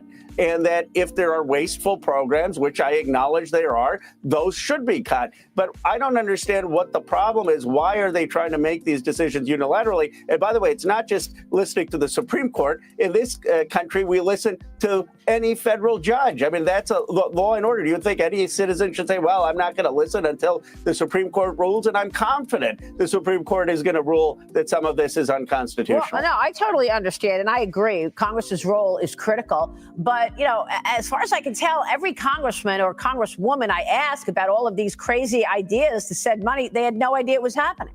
So how is that possible? You're an elected official. You have no idea that all this the sex change operation money was going to Guatemala. You know, and then if you want to talk about the Supreme Court, I mean, you know, the Supreme Court told Joe Biden that it was unconstitutional to forgive student loan debt. What did that do? He blew it off. And he complied. He complied. I don't think he no, complied. He He with forgiving the student Supreme loan debt. Right. Right. He didn't comply. One of my homeboys, he had student loan debt. Man, it was such a back and forth thing. And then when he finally did it, man, the dude texted me. He was like, man, because these student loan debts was killing him. He had only took out $10,000 to go to what is this scam school down here in Atlanta? The Art Institute of Atlanta. He only took out $10,000. He said he owed about $75,000. He did this in his 20s. He's my age. He's 53. He owed student loans $75,000 off of a $10,000 loan because of the interest. His debt got forgiven. No, he complied 100% with the Supreme Court's decision. He tried to find other ways to make it constitutional, but he complied with that decision. But the point is, Maria, I initially had said that I want to work with DOJ. I got criticism from my own party when I said that because I expected what Musk would do is go through different federal agencies, go through the Pentagon, look at where the waste was. Of course, 435 members of Congress can't do the entire oversight, and it was important to look for wasteful spending, but you can't then make a unilateral decision, especially when you had real fear in this country when the portal on Medicaid funding was closed for a few hours. Now, I acknowledge that has been resumed, but that really spooked people. Right. And when you have issues like cancer funding research being on the table. And so I actually think it would be in Musk's advantage to come to Congress for two reasons. One, it would be lasting change beyond one president. And two, he would get the buy-in of the American public and put to rest some of the fear out there. Yeah, I mean, I think what you just said is really important. And you said you complied and then you caught the ire of some of your colleagues. I mean, why is everything such a fight? Right? I mean, why did you comply? You complied because you saw something as a practical solution, and you're a moderate thinker, and you said, well, this does make sense. Let me comply. And very soon after, you get slammed by Democrats for not getting in line. So, I mean, the American people, don't you think, are so tired of the fight? Why not just get on the same page? We know we've got $36 trillion in debt. We know some of these programs are questionable. Let them do the work to point out what's questionable. And you're right. Going through Congress is a fine idea and is the way our structure works. But do you understand the frustration on the part of viewers who say, this is ridiculous? I do understand the frustration because 80% of Americans have the view that there is wasteful spending. They want us to address and get rid of the wasteful spending, but they want to do it in a way that follows the rules. And the problem here is our side is saying, come to Congress, and their side is saying, well, you don't care about wasteful spending, and the American people want us to work together They're on not it. just saying we come don't to want y'all to work Congress. together. They don't We want want- Elon Musk anywhere near government. You know, I mean, look, was Anthony Fauci elected? No. But I saw him at the podium with Joe Biden umpteen times, right? There were plenty of others who weren't elected. Now FEMA had to fire 4 employees, including FEMA's chief financial officer, after Doge-led Musk reported that the agency sent $59 million to New York City to house and care for illegal migrants. I mean, Congressman, come on. We've got veterans on the street, you know, homeless. You know, we've got people in America who need help. And $59 million went to New York to house and care for illegal migrants, defying an executive order from a sitting president? Well, look, this is why we need to come to Congress, because I read some of the reporting and we need to know what the facts are. My understanding is that some of that money didn't go to luxury hotels, though that they're saying that it did. My understanding is some of that went just to make sure that New York citizens could be safe. But what we need to know, this is why I think Musk and others should come to Congress. How are they going to be safe when we've got dangerous gangs running around? And then you've got China. I don't know what's worse, is surveillance from communist China on American citizens or surveillance from this government. Virginia is now banning state employees from using Chinese AI model DeepSeek on state-issued devices and state-run networks. Congressman, I want to get your thoughts on this. I know that you... Okay, because I had no idea. I've heard of DeepSeek, but I've been so busy, I haven't been paying attention to what this is. So maybe I can find out. But understand, if they take this... In all honesty, the last thing Maxine Waters and AOC or whatnot, the last thing they want to do is have Musk take this to Congress, because if Musk shows up to Congress, then more than likely Trump is going to show up to Congress, because as much as the Democrats are lying to you, it's not Musk that's shutting down these programs. He's just showing Trump where the money is going. Trump gets the final say on whether these programs should stay or go. He's the one shutting them down, not Musk. Musk is just showing him, well, hey, look, this is where the money is going. He's also going to show him where the money is going as far as what's not leaving Washington. $200 million for this, but the person that is supposed to get the money only got $200,000. Like Zelensky, you know? I didn't get all that money. What are y'all talking about? You know?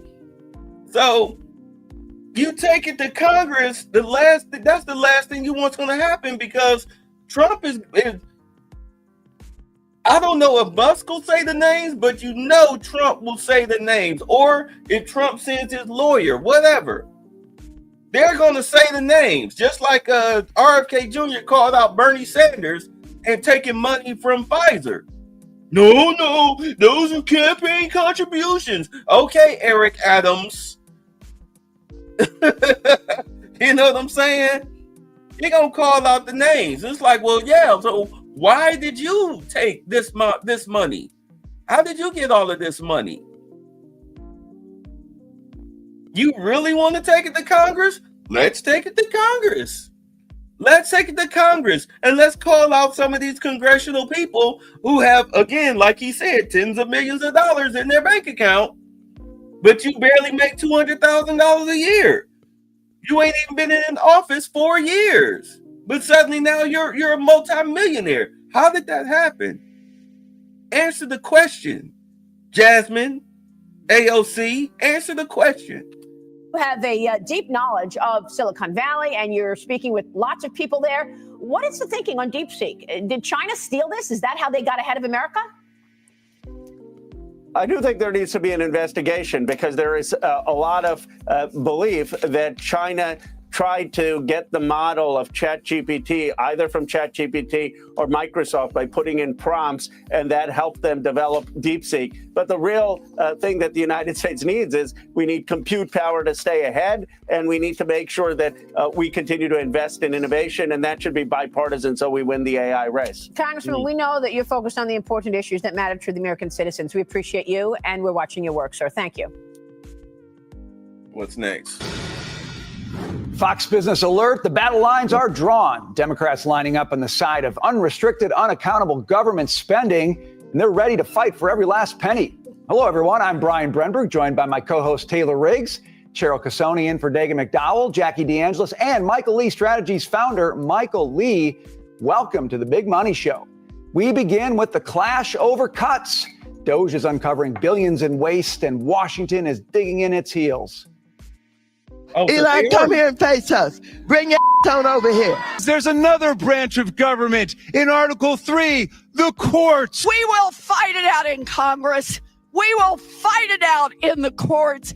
We will fight it out across this country. Elon Musk needs to keep his grubby hands, his greedy, grubby hands off of our government. Everybody you just saw there got tens of millions of dollars in their bank account, especially Miss Star Trek villain right here. Oh, you got a lot to answer for. Y'all are funny. Y'all are funny. Y'all are very funny. They're even ready to shut down the government to do it. Senate Minority Leader Chuck Schumer is leading the charge. He's created a whistleblower tip line so federal workers can tattle on Trump's budget cuts. And say what what? are they defending? Things like the Air Force's $2.3 million program to train airmen in inclusive leadership. Good luck on the battlefield with your unconscious bias training. Michael Lee, you are a guy who's not into soap opera. These folks are in Washington, D.C. They want to make a mess. They want to make a big hoopla, but you're a markets guy. What do the markets think about what Musk is doing, Trump is doing, and their likelihood of success ultimately? Well, as a markets guy, as a numbers guy, I am shocked at how big the numbers are that Elon is coming up with. It may seem like Elon speaks in hyperbole like Trump, but he doesn't. I'm like, this is one of the smartest men, one of the most influential men that has ever walked the face of the earth. And so when he's out there saying, like, we're going to find well in excess of $1 trillion on an annual basis from waste, fraud, and abuse and programs that we don't need, that is mind-blowing considering the size of our deficit is $2.5 trillion. So right now, if you're like me and you're sitting here saying, okay, well, 20 cents out of every dollar that comes into the federal treasury goes to pay interest on debt. And we're creating a new $1 trillion every 100 days or so. This has to stop. We need dramatic change. We need an almost balanced budget in the next 24 months. Otherwise, that 20 cents of every dollar that's coming in becomes 25, 30, 40, 50, and then you have to make horrible decisions to keep our country going. So I think this is unbelievable news. I think the Democrats are making a massive political miscalculus. You know, recent polling out by Rasmussen saying Elon's far more popular than the Democrat Party at the moment. This is the wrong tact. If they want to shut down the government, I mean, that's like telling a vegan he can't have meat. That's fine. That's good. You're speaking to a vegetarian here, so I'm nodding along. I just want to talk a little bit about what this particular pause means with respect to all of these court cases, because Elizabeth Warren was saying we'll challenge these things in court, and that's how this is going to go, whatever particular issue it is. So we're talking about the block on Trump's buyout. Many people, I think it was more than 65,000, wanted to take that buyout offer. They brought this case in Boston. It's Judge O'Toole, appointed by Bill Clinton. So that gives you a sense. I have to guess that Boston had jurisdiction, but they may have had choice of venue, and then therefore they would choose a venue that would be favorable to them.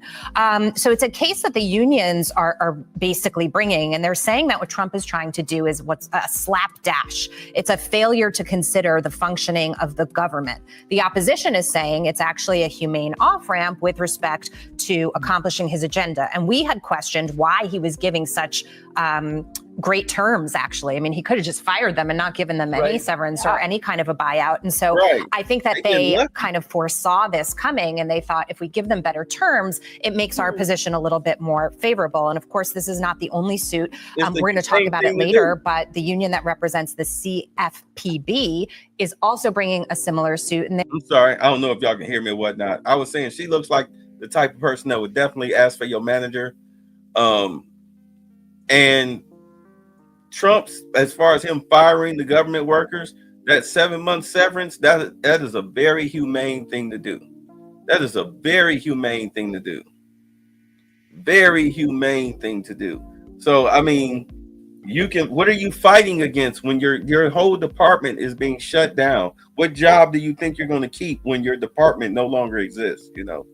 They're just going to challenge these to slow it down. Right now, they can't proceed with the buyout, and his agenda gets stalled that way. You know, actually, Bill McGurn makes a really good point about the CFPB. I'm glad you brought that up, Jackie, because he talks about it in an op-ed in the Wall Street Journal. Nope, here's another Karen. Here's another Karen. This morning, and one of the things he says about, well, the title is Elon Musk is having a ball, which, let's be clear, he should be, and he may not be able to get all the cuts that he wants, but he talks about the CFPB because, look, he goes, for years, Congress has chipped away at presidential powers, creating agencies looking at you. This is a direct quote, looking at you, CPSC, as it tries to insulate itself from presidential authority.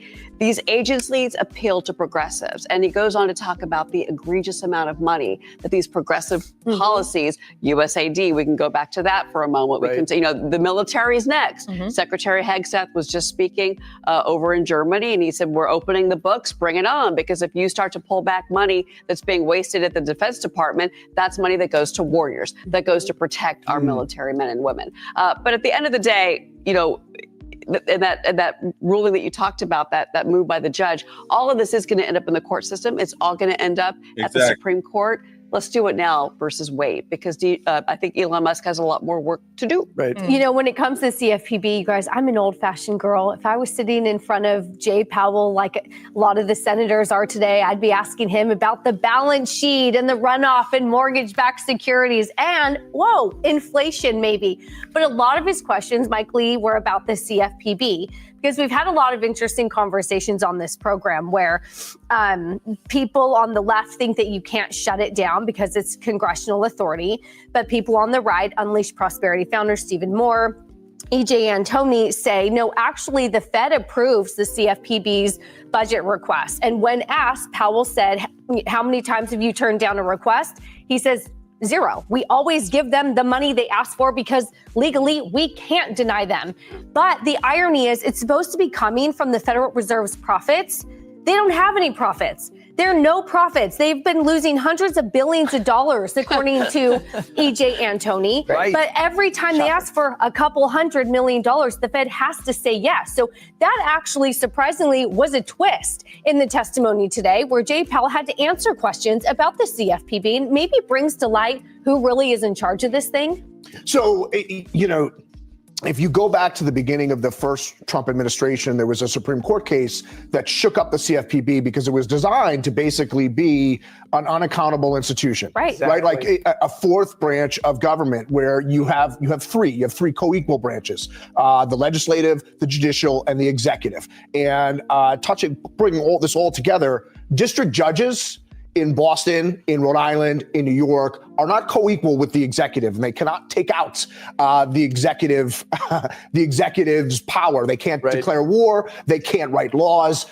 They can rule on laws, but I think we're getting to a point where the Trump administration says to the Supreme Court, you either need to rule on this now or we're going to ignore it until you rule on it, because this is ridiculous. You can't tell me that the president and his appointees can't run an executive agency. And to that point, bringing it all back, you can't have an agency that's an executive agency that exists outside the power of the executive. And maybe you can't completely shut down these agencies, but you can take the employees from 15,000 to 200. But they're Biden. I mean, yeah, let's just be honest here. You can't tell me that as the president, I can't run an audit and I can't fire people in departments that I have to shut down because it's wasteful spending. Like, have you lost your freaking mind? You don't tell me what to do. That's like at your job, you know, you've got, you know, the big boss, and then you got somebody, you know, maybe like the restaurant manager or something like that, trying to tell the big boss what they can and can't do. Well, you can't fire my server because, you know, I say so. Like, what? Like, I'll fire you too. What are you talking about? Appointed judges. Let's be clear. If you look at every case that's been presented right now, they're Biden appointed judges. I think, though, you made the key point. They're going to get involved in little ways right now and try to block things.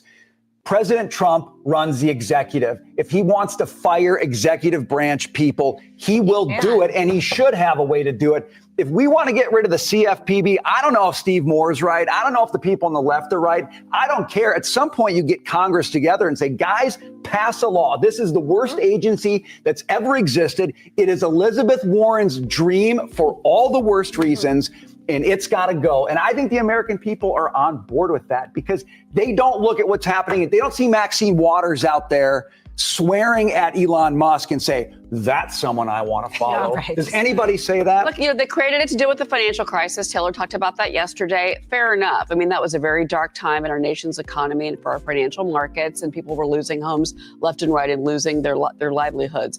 But that was then and this is now. And I don't think there is any place for the CFPB. No need to make it darker with terrible bureaucratic policy. Exactly. We can't protect our own border. All right, so we're going overseas. All right, so it's really 2 hours, 25 minutes. I'm going to save the rest of this. It's only a couple of videos. Let me see. How many videos? Let's see. Let's see here. Where we at? 1, 2, 3, 4, 5.